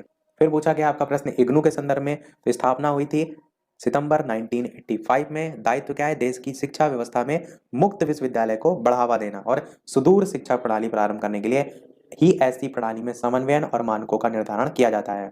बाकी मेन उसमें ऐसा है नहीं। फिर आपका है एससीईआरटी, राज्य शैक्षिक अनुसंधान और प्रशिक्षण परिषद के उत्तरदायित्व, तो इसमें क्या है, स्कूल पाठ्यक्रम में संशोधन करना, शिक्षण अध्ययन प्रणाली में अतिरिक्त निवेश करना, पृष्ठभूमि तैयार करना, प्रायोजित विभिन्न प्रकार की योजनाएं हैं, मॉनिटरिंग करना, समस्त स्तर के शिक्षक जो हैं वो सारी चीजें आप लिख सकते हैं। फिर एससीईआरटी के कार्य, ये इंपॉर्टेंट है, ध्यान रखिए।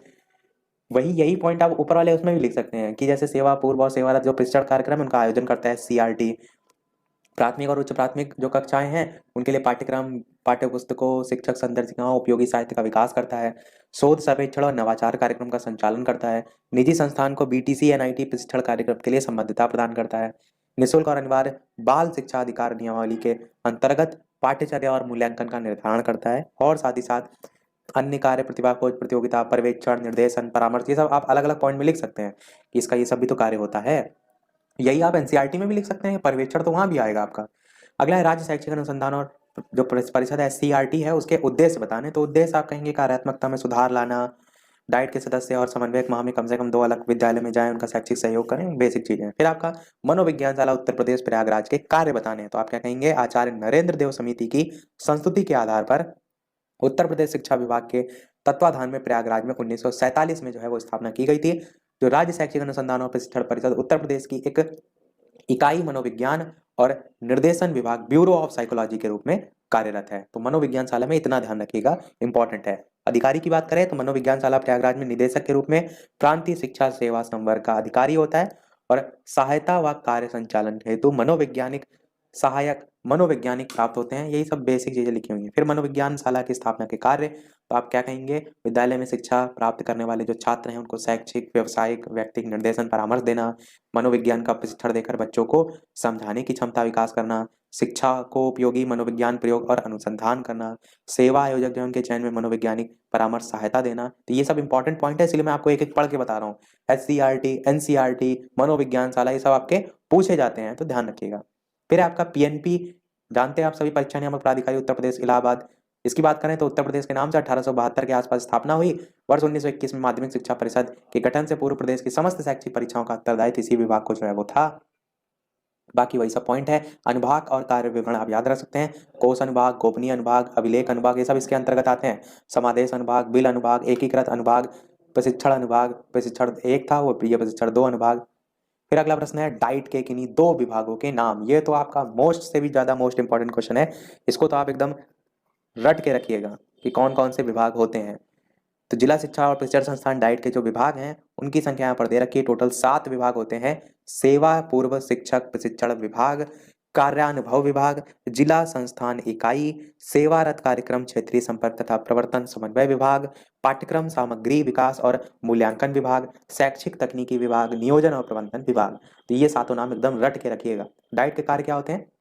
सेवा पूर्व प्रशिक्षण देना, संदर्भ जो व्यक्ति उनको प्रशिक्षित करना, सेवारत जो प्रशिक्षण उनकी व्यवस्था करना, बीआरसी का को शैक्षिक सहयोग देना, एनपीआरसी, ये सब शॉर्ट में बोल रहा हूँ। बीआरसी मतलब ब्लॉक संसाधन केंद्र, एनपीआरसी मतलब न्याय पंचायत संसाधन केंद्र, इनको शैक्षिक सहयोग देना।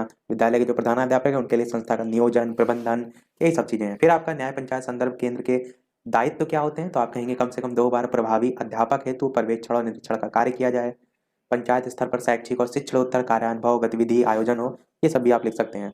फिर आपका प्रश्न है बेसिक शिक्षा परिषद की स्थापना। तो आप क्या कहेंगे? 10 जुलाई 1972 को एक अध्यादेश द्वारा राज्य सरकार ने प्राथमिक शिक्षा को अपने हाथ में ले लिया और इस अध्यादेश को कानून का रूप दे दिया। इस एक्ट के अनुसार प्राथमिक शिक्षा की व्यवस्था के लिए राज्य स्तर पर बेसिक शिक्षा परिषद का गठन किया गया। कार्य क्या होते हैं इसके? तो आप कहेंगे जूनियर हाई स्कूल बेसिक प्रशिक्षण प्रमाण पत्र प्रदान करना, शिक्षक प्रशिक्षण की व्यवस्था करना, बेसिक स्कूलों, नॉर्मल स्कूलों बेसिक प्रशिक्षण प्रमाण पत्र, राज्य शिक्षा संस्थान आदि का पर्यवेक्षण करना, राज्य सरकार से अनुदान, आर्थिक सहायता, ऋण प्राप्त करना, यही सब इसके कार्य होते हैं। बेसिक शिक्षा अधिनियम में परिषद के कार्यों का उल्लेख तो ऊपरी वाले पॉइंट लिख सकते हैं, अलग अलग धारावाहिक यहाँ पर लिख दिया गया है। फिर आपका प्रश्न है समेकित शिक्षा क्या है? लगभग 2 ही 3 पेज बाकी है, आपका कोर्स खत्म होने वाला है। तो इस संदर्भ में जिला समन्वय के मुख्य दायित्व बताइए। तो समेकित शिक्षा क्या होता है? ऐसी शिक्षा व्यवस्था जिसके तहत जो निःशक्त बालक बालिकाएं हैं उनकी शिक्षा सामान्य बालकों की तरह ही पूरी की जाए। जैसे आप समावेशी शिक्षा देखते हैं, लगभग लगभग वैसा ही है। और जिला समन्वय की भूमिका भी पूछी गई ना, तो रोल ऑफ डिस्ट्रिक्ट कोऑर्डिनेटर, तो आप क्या लिखेंगे? जिला समन्वय द्वारा ब्लॉक संसाधन केंद्रों का पर्यवेक्षण या निरीक्षण किया जाता है, उनसे संबंधित सभी आंकड़े उच्च अधिकारियों को प्रस्तुत करता है।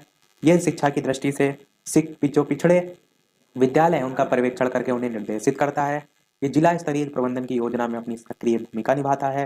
यही सब पॉइंट आप लिखेंगे। फिर पूछा गया जल जीवन है, इसको स्पष्ट करते हुए विद्यालय में बच्चों को स्वच्छ पेयजल कैसे उपलब्ध हो सकता है? तो ये तो बेसिक चीजें आप लिख सकते हैं कि जल ढक के रखें, शुद्ध जल की व्यवस्था हो, क्लोरीन की गोली डालें, वही सब लिखा हुआ है।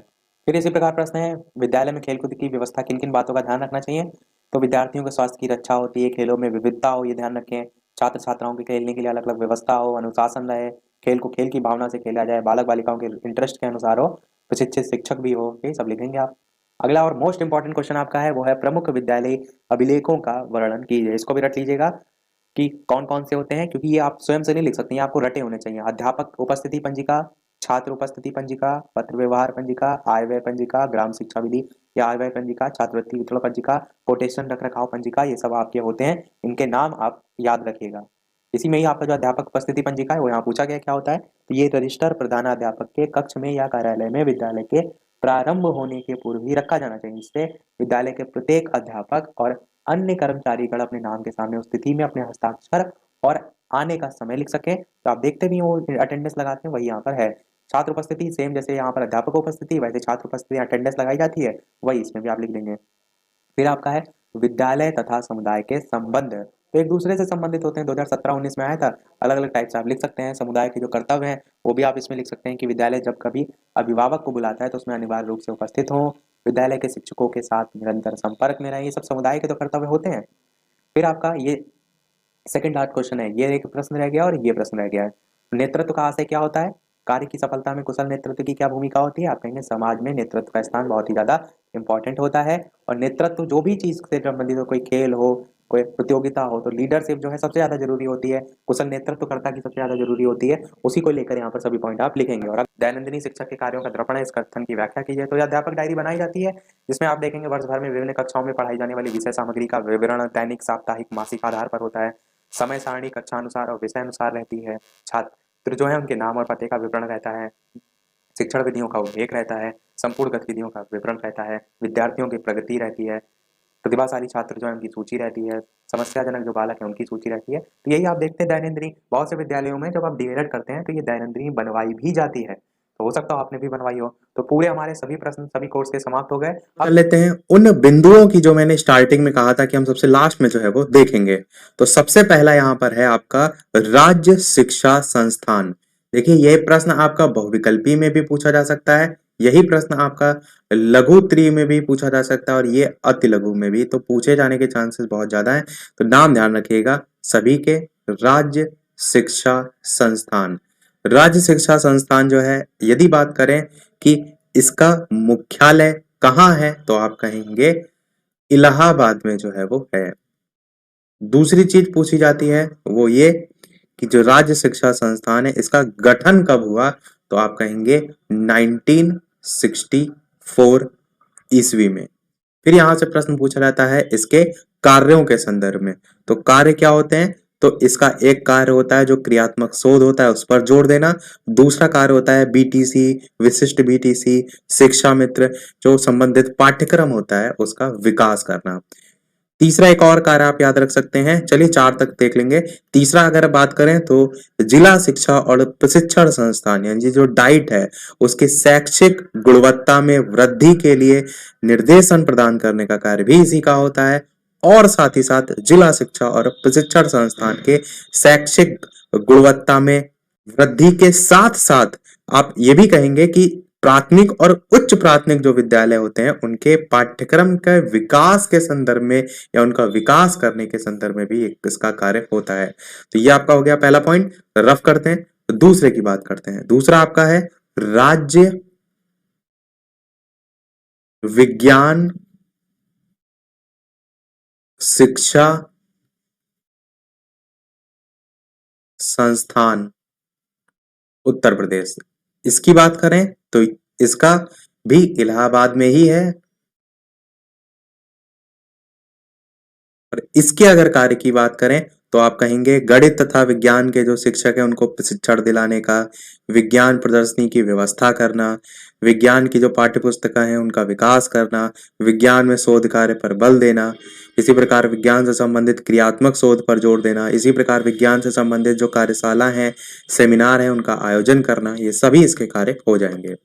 नेक्स्ट देखते हैं आपका जो है आपका राज्य हिंदी संस्थान। राज्य हिंदी संस्थान उत्तर प्रदेश। इसकी बात करें तो ये जो है वो वाराणसी में स्थित है। और इसके कार्यों की बात करें तो उच्च प्राथमिक जो स्तरीय हिंदी विषय की पाठ्य पुस्तक है उनका विकास करना, इसी के साथ साथ उच्च प्राथमिक स्तरीय संस्कृत विषय की पाठ्य पुस्तक का विकास करना, इसी प्रकार हिंदी और जो संस्कृत विषय है उनसे संबंधित विषय वस्तु पर चर्चा के लिए कार्यशालाओं का आयोजन करना, ये सभी इसके कार्य में आ जाएगा। चौथा देखते हैं जो कि आपका है आंग्ल भाषा शिक्षण संस्थान। आंग्ल भाषा शिक्षण संस्थान उत्तर प्रदेश की, इसकी संदर्भ में बात करें तो ये आपका इलाहाबाद में जो है वो स्थित है।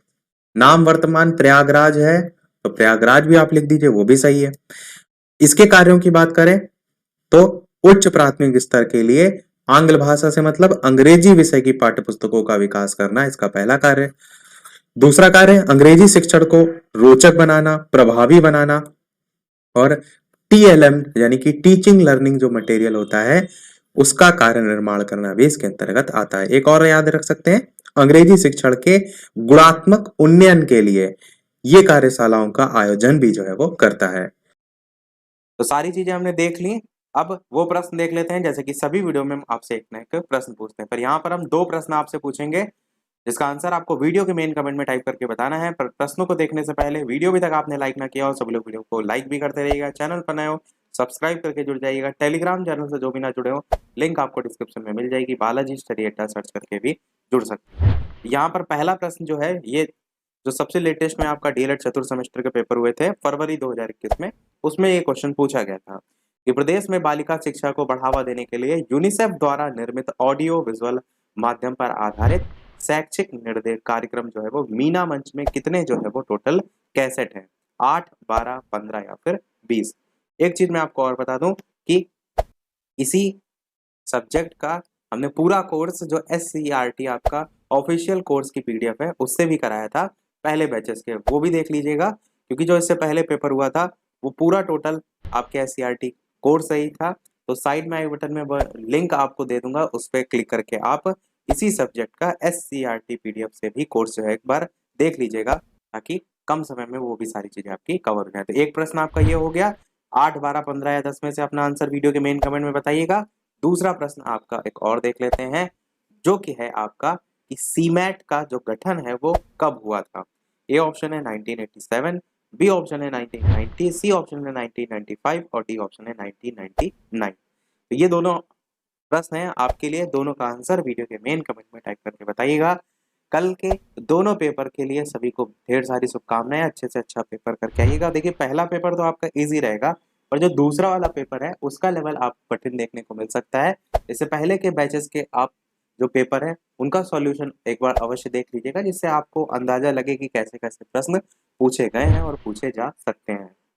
और जो शैक्षिक प्रबंधन वाला कोर्स है उसमें अगर आपके पास जो राजन है, पवन की बात नहीं मैं कर रहा हूँ, राजन की, तो राजन के जो बहुविकल्पी हैं उनको एक बार अवश्य देख लीजिएगा। राजन के बहुविकल्पी क्वेश्चन वो सारी चीजें हम पहले करा चुके हैं, प्लेलिस्ट में आपको मिल जाएगी। क्योंकि अधिकतर देखा है कि जो आपका शैक्षिक प्रबंधन वाला कोर्स है इसमें जो बहुविकल्पी एक दो अटपटे टाइप के आते हैं वो अधिकतर राजन से पूछे जाते हैं। तो यही था हमारा आज का इस ओवरऑल वीडियो। आज के वीडियो में इतना ही रखते हैं। वीडियो को समाप्त करने से पहले एक चीज मैं आपको और बता दूं कि टेलीग्राम पर हम आपको जो नंबर है फेसबुक, इंस्टाग्राम और टेलीग्राम और जितने भी सोर्सेज हैं उनके लिंक दे देंगे। पेपर जब भी आपका हो तो पेपर आप जरूर भेज दीजिएगा। डायरेक्ट भी बालाजी स्टडी आप फेसबुक पर सर्च कर सकते हैं, वहाँ पे भी आईडी है, उस पर भी जो है वो भेज सकते हैं। तो पेपर जरूर भेज दीजिएगा ताकि जल्दी से जल्दी सॉल्यूशन कराया जा सके। मिलते हैं चलिए फिर अगले वीडियो में कुछ नए प्रश्नों के साथ, नए टॉपिक के साथ। तब तक के लिए नमस्कार, जय हिंद।